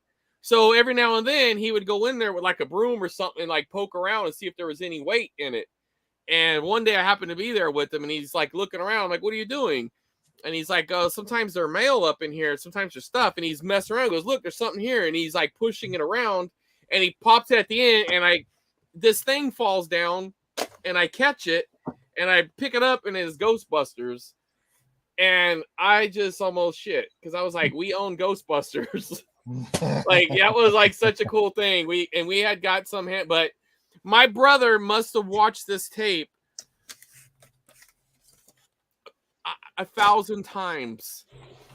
I'm not kidding. Because look, I mean, I mean, the top label's gone. I mean, I'm surprised that lasted, but this box is thrashed. If this wasn't my childhood copy, I would throw it out. But this, and my brother was sentimental, I'd give it to him because really this is his tape. I brought it home, but he was like 11 years younger than me, so he was like 4 or something or whatever. Man, no, he had to be younger than that. Shit, 3. I don't know. He was just my mom would pop it in, and he loved it, and he'd watched it, and I'm serious. He must have watched it 1,000 times. Even when me and we moved, when my mom she left my dad, and or he left. I don't know. Somebody left somebody. Anyways, we ended up in this other thing, and my brother continued to watch it. He fucking loved that damn movie. But I bet he hasn't watched it in years too. Like, he's no sentimental. This guy doesn't have nothing in his. Anyway, side story. Go ahead. That was my Ghostbusters tape. I have a good one over there, but the Columbia one again. Yeah, with the 2-pack cover and everything. I think I like the plain one. Yeah, well, you can have it. I bet you if we put a poll out there. If it was a tape collector, no. If it was a noob, sure. If it's somebody who wanted the look first at how print, he's ranking you people. He's ranking you people. Not you people. I'm talking about this fairy tale of people liking your tape. Those weirdos. Yeah. As I was moving my tapes, I did find one of the Suspect video label here. Oh, that's cool. Suspect. I can see it. Suspect video and culture. Yeah. That's weird. That's a weird Queen name. Street West, Toronto. Oh, Suspect. Of course. That was a very famous video store on Queen West in Toronto. That's right downtown Toronto in the Fashion District. Okay. Sounds fancy. The Fashion District. You go to the Fashion District a lot, Bill? Well, I used to work down there. One of my TV stations was down there. Yeah, what were you, like a tailor or something? No, the TV station was right there on Queen and John. So you were right in the middle of the action. I mean, the things I saw on my lunches. What kind of action, Bill? All kinds of action. Yeah. You didn't spend your lunch hours indoors. You went out for your lunch and walked around, saw the sights. There's lots. Of course, you're in the Fashion District. That's. It's okay, dude. I'm joking. Whatever. I think. I don't know how much further I want to go because I can leave stuff for another episode. Leave them wanting more. And Chris Roberts has some stuff to show. 3 things to show. Like, I still have 2 boxes, dude. It's crazy. All right, I'll do the lunch meat unboxing here. How about that? Again, I forgot what tape this is. Let's see. Still sealed. Well, I know he doesn't do unboxings from boxes from Canada, but he'll do them from. Oh, well, but because when you send me something, I'm excited. And I should have videoed that, dude. There were some issues. I wasn't able to record it. All right, let's see what's going on here. All right, we got how much I paid for this crap. What did I pay for this? Holy shit! I cannot believe I paid that much for this. Josh, bro, how about a bro discount next time, Josh? What is this? It's kind of a lot of money. Oh, okay. Yeah, I remember this. This looks cool. I don't know what it is, but they just suckered me in with the title. Let me. Here we go. So it says mom and pop, the indie video store boom of the 80s and 90s. So I'm assuming this is some sort of documentary on people talking about mom and pop stores. We got Lloyd Kaufman in it, James Rolfe. I'm sure he didn't have nothing to do with the film, and he's just distributing it.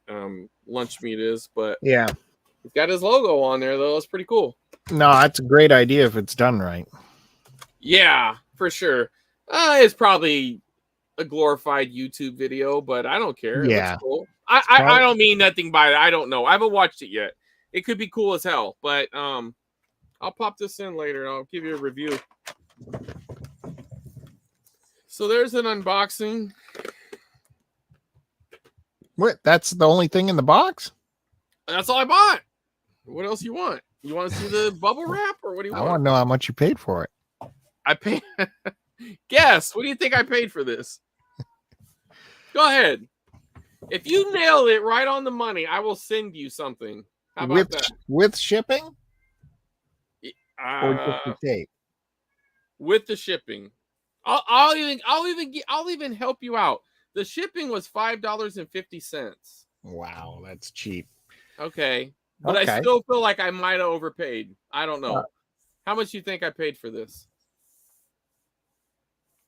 $36.99. Man, you almost got something, but you failed. If this was Price is Right, you went over $35.50. God damn it! I can't believe I did that. Wow. Yeah, but this is cool, man. I dig Lunch Meat stuff, and I don't buy a lot of his tapes because some of it doesn't really click with me. I think they're cool, but you are such a James Rolfe. I didn't know that. I didn't know the nerd was in this. Right. I didn't. I didn't know until I turned it around. This is the first time I seen the back of it. Was that your cat? Yeah. All right, let's open up this House of a Thousand Corpses deluxe anniversary box. All right, see, it's all, and this is how you do it, Bill. No, you don't do that crap that you did. No, you just take it right off.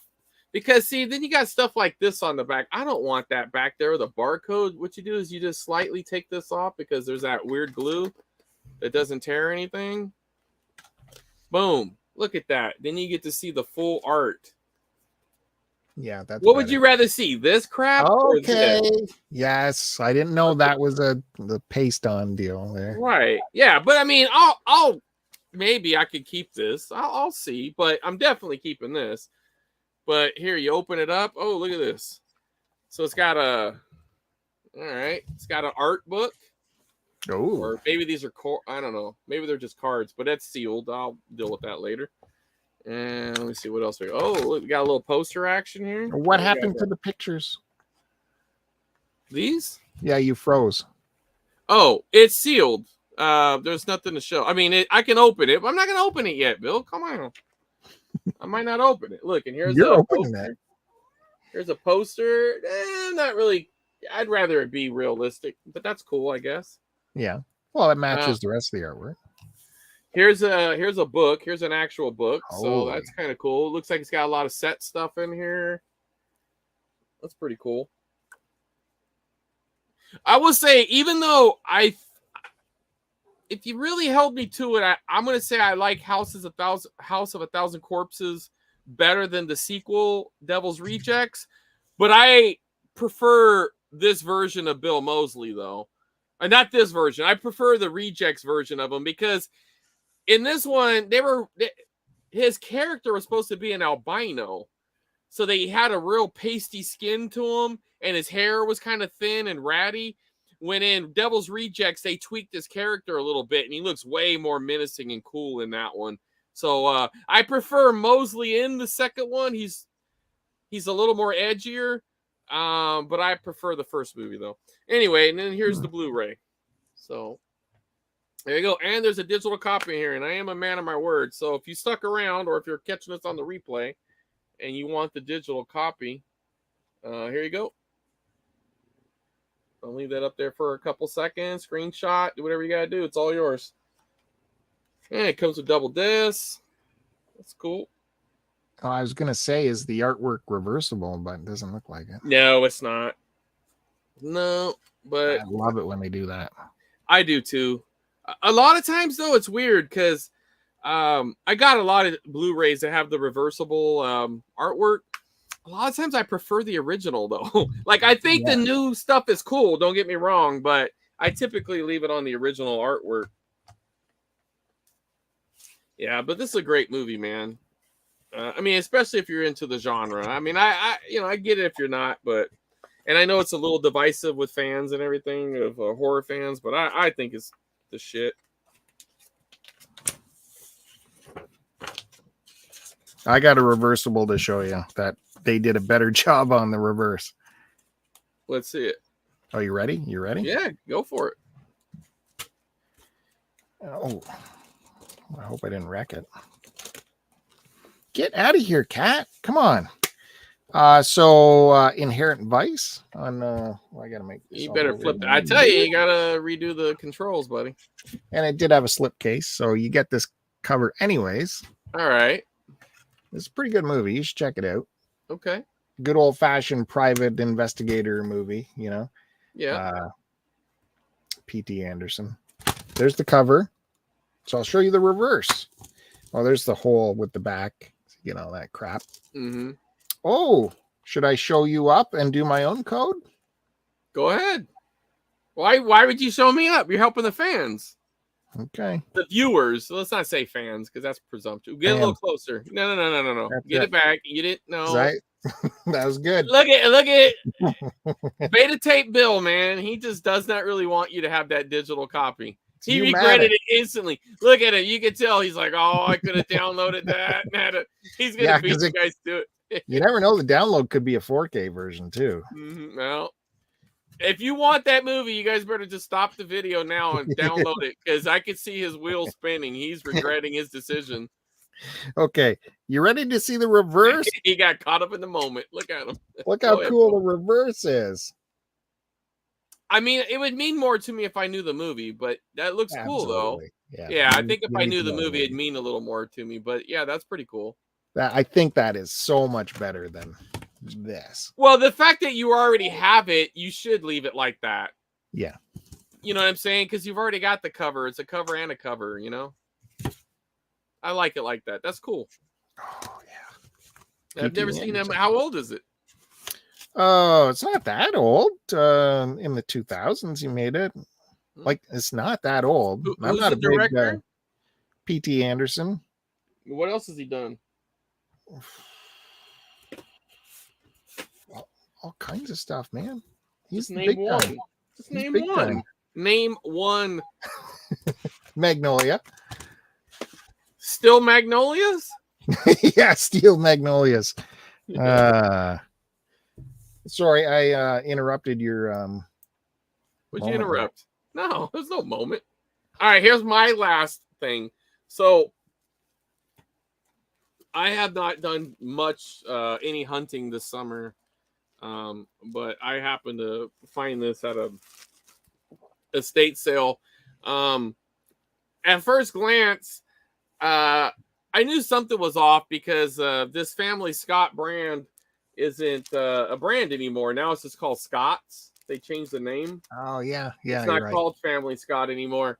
And I saw the Pac-Man, but I thought, like, that's weird. But, you know, the Pac-Man still gets stuff. You know what I mean? Like, it could, who knows? I didn't necessarily think it was old, but when I saw the $5,000 giveaway, that was the giveaway because I'm like, wait a minute, $5,000? That's their contest winner? So as I started looking, I was like, oh, look, there's still the game card still in it.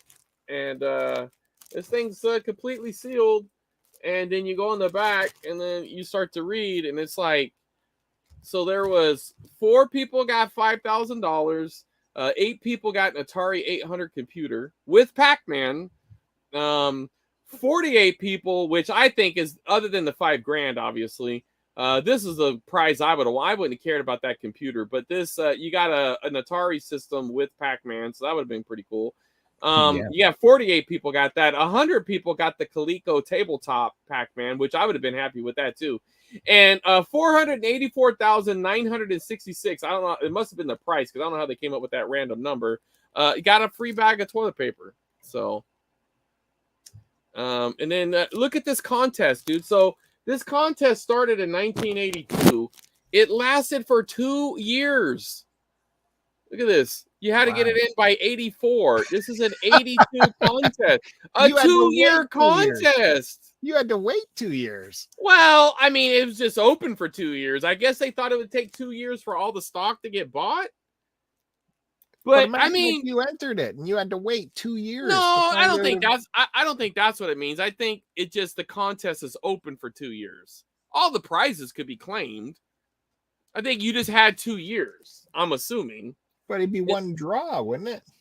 No, you send in game pieces. This probably has a winner piece in here or something. I see. I'm not gonna open it, but that card could be a $5,000. Can you imagine if this is a $5,000 winner? I mean, it's expired already, but this poor hoarder bought this toilet. Leave that cat alone. This poor hoarder bought this toilet paper in 1982 and could have $5,000 in there, dude, or an Atari. Or another. No, I'm not gonna do it. Look, and then okay, how? Well, you probably know because you've seen the picture. But how much do you think this cost? Back in the day? Yeah, there's a price tag right here. What do you think? What do you think says on here? It's probably still 99 cents. Oh, you're close. So you don't pay attention to my post. 79 cents. Now, I worked in the grocery business back in the day when you had to price all that stuff with a price gun. That was that shows how potentially old I am. Yeah, I don't think they price them like that no more, Bill. Nope. Been a long time since they've done that. Now, you got this at an estate sale? Yeah, for free. Yeah, I was going to say, did they know that was a saleable item?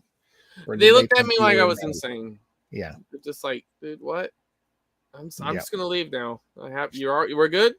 I'm just gonna leave. Because I've seen that where people are going to estate sales, and if you go through their pantry, you can find a Campbell's soup can from like the 60s or something.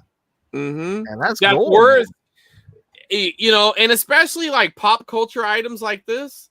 Like there was a Pac-Man. There used to be like Smurf, like SpaghettiOs, but the Smurf version. They were like Smurf berries or something, like the little meatballs. Yeah. I remember, and it kills me because there was a grocery store in the town that I live in. I mean, it's been a long time, but beyond the contest, we're talking like mid-90s. I went into this grocery store, and on the shelf were still Smurfos or whatever the hell they were called. You know what I mean? I don't think they were Smurfos, but that was you get the gist. It was trying to remember what they were. It was a pasta Smurfaroni. Smurfaroni, maybe. It could have been. Whatever it was in that family of processed crap, right? I could have bought all of them. They were like 30 cents a can or 40 cents a can. I don't know what I've done with them, but now I do. I'd be putting them on eBay. Back then, I don't know what I'd done with them. That's why I didn't buy them. You know what I mean? I thought maybe get one might be cool, but I'm like, what the fuck are you going to do with it? So, yeah. So, I did a reel of it, but what I was going to do, but I was a little lazy. I was like, you know what? I should take this down to my local grocery store and just put it on the shelf and then come up and act like I'm picking it off the shelf or something. But then I thought, to explain, because it's like, I don't know if the guys would be cool with it. You're recording? What? Like they seem a little shady, so I didn't want them. I thought, just throw a quick reel. Mr. Production over there. I thought about it. I almost did it. Well, honestly, I was gonna rip somebody off. I see a guy does that with his fake products. What's that guy called? He has a pretty cool Instagram. I can't think of it right now, but he does all these fake products, right? And then he'll go into the store and put them on the shelf and act like he's getting them off the shelf. It's kind of cool. I was gonna rip him off. I'm not gonna lie. Yeah. And I probably wouldn't have credited him because I can't remember his name right now. But he's pretty cool, dude. He's one of the few people I follow on Instagram that don't follow me back. Well, not to give this company any more promotion or anything, but it is Prime Day. So I'm kind of interested to see if Chris Roberts has taken advantage of any deals out there on Prime Day. I'm not a Prime guy. I don't have Amazon Prime. And I know you can not have Amazon Prime and still do it or whatever, but you know, I didn't do it. Wow. But you would want to use your affiliate code, so go ahead and give it out. No, that's okay. I forget to use it myself. Well, why wouldn't you give it out? It's somebody on here. I don't remember where it is, to be honest with you. Maybe it's on the front page of Start to Continue YouTube if you want to go look for it. But yeah, I am even the worst. I don't even use it.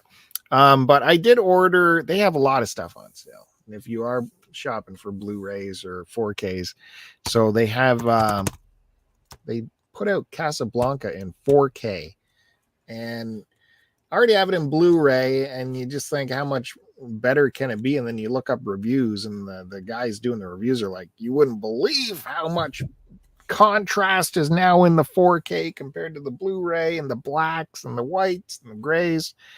So it's been on my wish list for a while, so I finally pulled the trigger on that. Yeah. So that's coming tomorrow. This thing is always like $40. And how much was it again? It was on for like 35% off. So this is the Prime deal. This is a Amazon Prime deal again. Yeah, so it came down to $23. What, I'm sorry, what was the title? I missed the first part. Casablanca. Yes, okay. I thought I heard the castle part. I just didn't hear the Blanca. Yeah. That is such a good movie. I know it's almost cliche to say how good a movie Casablanca is, but it is unquestionable. And it's funny how there's the Mandela effect is connected to it. What, the missed thought of line of play it again, Sam? Play it again, Sam. Yeah. He never says that. I rewatched the whole movie recently and never said it. He says play it. Yep. And he's like angry. Play it. You know, he doesn't say play it again, Sam. That's just something that. But he doesn't say play it again, Sam. No. Yeah. And she says play it as well. Right. Nobody says play it again, Sam. But I'm assuming that somewhere they must have like spoofed it. I think it was again a Looney Tunes thing where. Well, that's what I'm saying. It gets spoofed in something, and they misconstrue the line, so that becomes the memory. It's like "Beam Me Up, Scotty."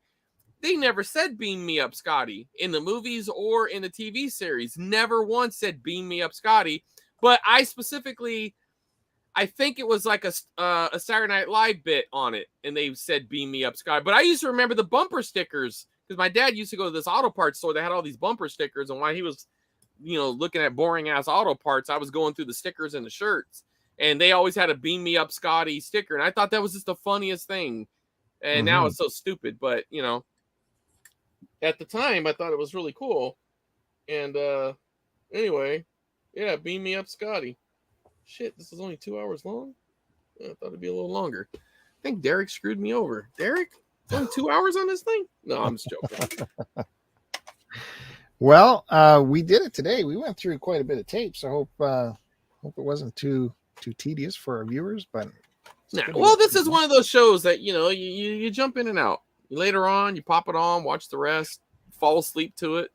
I mean, I'm showing tapes that even Chris Roberts has never seen before, so that is a major win for me. Okay. It seems that's happening more than not. Is that I'm not that you bring out these obscure crappy. Yeah, I'm teaching Chris Roberts about VHS collectibles, collectible tapes, rare tapes, valuable tapes. So that's been fun. When's that episode? It's every week we've been doing it. Yeah. Yeah. Well, there's still more to go. Fear not. When we come back again, there'll be lots more to talk about. Yep. And the summer has just started, so yard sailing is full on. Although I am noticing other people now are picking up VHS tapes. It's funny how things are growing. It was a joke. Well, I told you about this one thrift store I went to last weekend where the only VHS tapes I found were in a box outside the door in the parking lot. And the woman working there overheard me going, "What? They're just throwing out VHS tapes." And she said, "Well, they didn't sell. VHS tapes never sell inside. So when we get them, we just throw them in a box outside and you can take them for free. I'm like, oh. And what did I tell you? I wasn't listening. Oh, I said you need to set up that connection and say you'll be by once a week and just leave them inside and you'll get the tapes. Yeah. And you make that part of your route and they'll be grateful for it. Yeah. You just say, I'll stop by once a week, every Friday, whatever works for you, obviously. Yeah. I'll stop by every Friday or Saturday or whatever, lunch break, whatever, and I'll just pick up whatever tapes you got. And then if you don't want them, you just redonate them to some other store or something. Mm-hmm. You just pass them on down the line. I'm 2 hours away from this one, so I can't. Well, I get that. I mean, but if that situation was local, that's exactly what I would do. And then I was at another thrift store, again, not local, but another junk store. It was more a junk store than anything, where he's just got junk everywhere. Weird guy operating it. I walked in. I was just holding my phone, going through Chris Roberts' tweets and stuff. Oh, I'm sure. And he stops me at the door. No phones allowed in the store, please. No pictures. If you want to take a phone call, I ask you to go outside and use your phone. There's 100% no phones allowed in the. What? What is our phone going to do to your crap store? I mean, the store is filled with crap. Can you figure that one out? Like, I had a similar incident. One time I was in a game store and I looked down under the glass and they had this beat up copy of Legend of Zelda. First, and I'm not even talking like 5 screw. There's nothing special about it. It was an original NES game, but I mean, they wanted $70 for it. So I took a picture of it and I mocked them on my Instagram.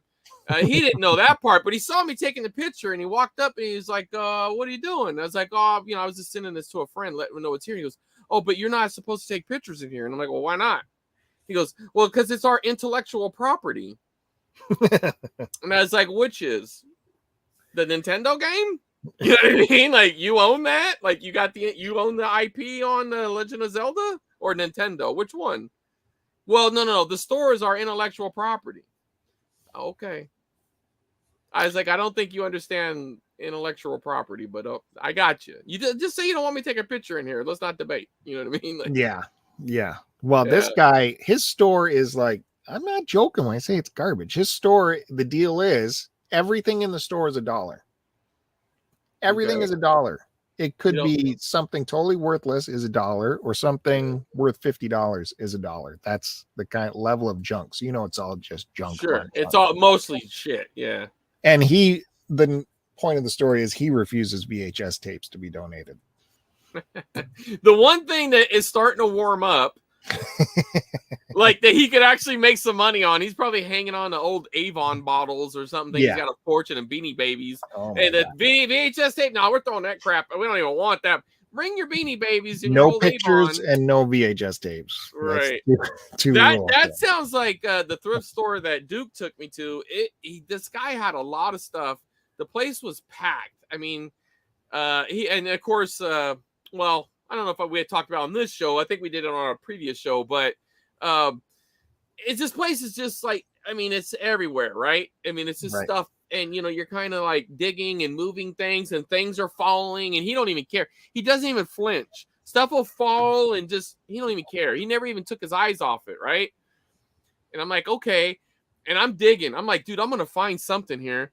I find a home recording tape, and I show it to him. He goes, oh, I don't know if I could sell that.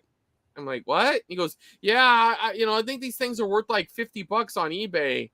And I'm like, all right, that's your choice, man. I did get a couple of good things out of there, and Duke picked up a couple things. Duke also got a picture of me going beyond the spot that said, don't go beyond the spot. Right. Yeah. And I went into the back room and I found some cool things. And when I brought him out, the guy's like, was this in the back? I go, back? What are you talking about? He goes, well, the back? I was like, oh, I just walked, I was looking at the aisle. I was walking down the aisle. Goes, oh, yeah, there's a sign that says don't go back there. I was like, oh, I didn't even notice it, Yeah, that I climbed over.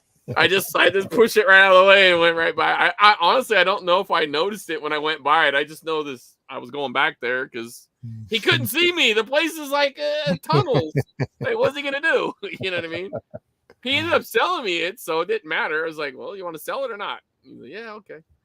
Yeah, so, that's good. Yeah. Yeah. All right, buddy. Sounds like we did it. 2-hour mark. What more can be said? I don't know, but you can give out all the social media stuff. Yeah. Oh, if I remembered it though, that'd be helpful. Hey, well, you know what? How about check me out? I got a Threads now. That's the new Twitter, or the competitor Twitter that cracked 100 million subscribers recently, so, or 100 million downloads. Still CWR2. I haven't really posted much on there, but I've already amassed. Let me see how many followers I got, Bill. If you had to guess, how many you think I got? It's not really big, but what do you think? It's not big, huh? It's not real big. Okay, it's small, but what do you think I got? 2,700. 3,760. Damn it! Look at that. How many people do you think I follow, Bill? Want to play that game? How many people do you think I follow? 2. No, you're doing it wrong. Well, 2 is actually doing it right. I follow 16. Well, we got to move Midnight VHS over there, I guess. Why not? Yeah, because it's one more thing I have to do. Yeah, why not? You want to see Zuckerberg's new site? You got to get involved. You know, you never know. You might get some traction on there. It's got a weird algorithm, though. The homepage is a little strange.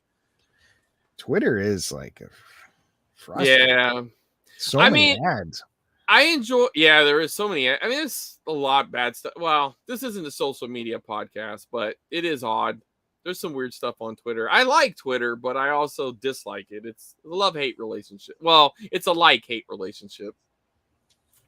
Yeah, well, it used to just be so simple and I do like some of the improvements, but then I think he's trying to serve too many masters. There's just too much stuff going on. It's like this what do you got, that little, what is it called?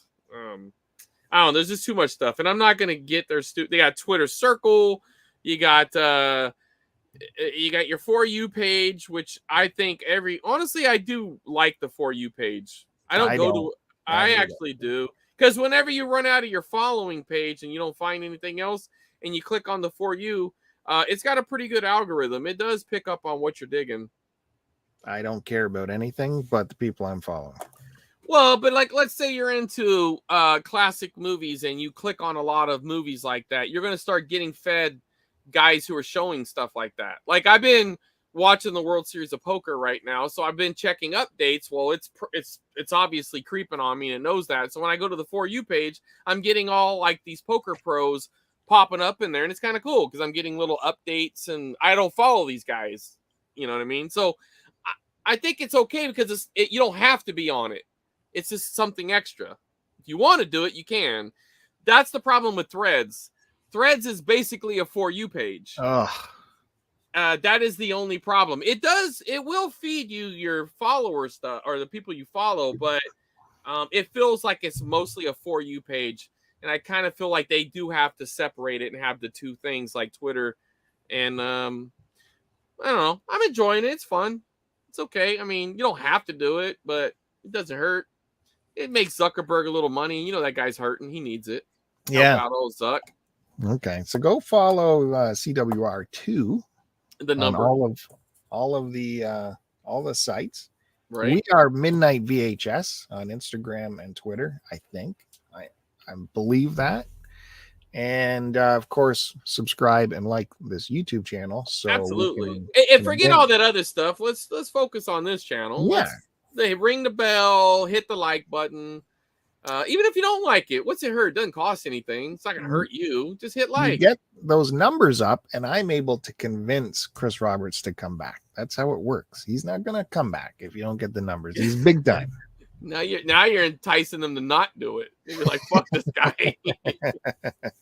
This is the only place where you can interact live with the Chris Roberts. So right. It's important. Okay. You're the big going. TV studio guy up here. I'm just a loser with a bunch of VHS tapes.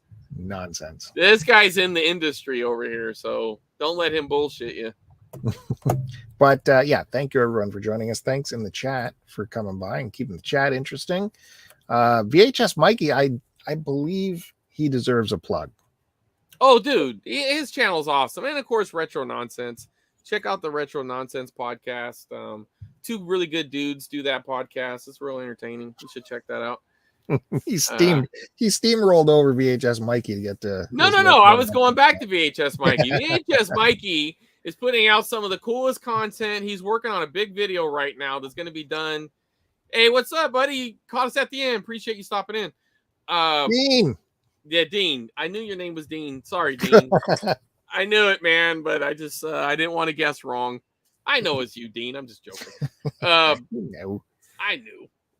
But anyways, VHS Mikey, he's putting out such good quality videos, man. So check out his YouTube. Check out all the things. They're all the same name. So if you can write in VHS Mikey, you can get them all. But he's doing good. He's consistent. If you want consistent VHS content, go visit VHS Mikey's channel. He does live shows consistently. Yep. We fail at that. So. Well, we were on a good run, but my work schedule and your work schedule sometimes doesn't mess. And yeah. I'm on vacation right now, so it was kind of like I needed a little break from working, and I felt like I just need a break from everything. So we here we are, and we'll come back. We'll see you next week probably, unless Bill lags. So if we don't show up next week, it's Bill's fault because I'm on vacation.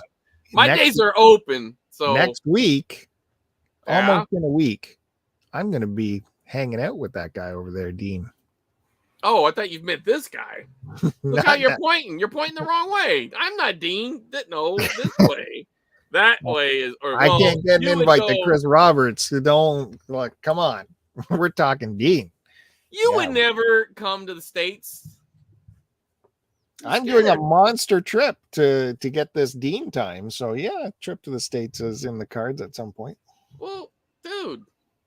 We'll talk about this off air, but you should come to the States. Yeah, I'm telling you need to come to LA. We'll all hang out. Yeah, man. We'll go look at movie sets and all kinds of shit. And, Curtis and, everything.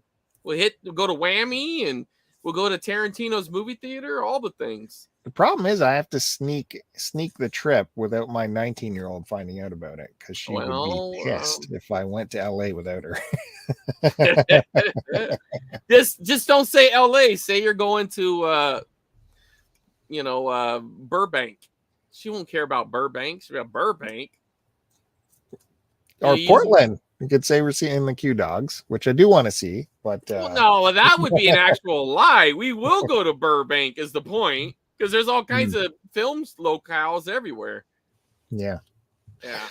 All right. Well, let's close this up. Thank you, everyone, for joining us. Don't forget to subscribe. We'll see you next time. Hit the bell when we're back. You'll know it. We'll get more VHS tapes on the screen. Thank you, Chris Roberts. We'll see you soon. Always with the full name.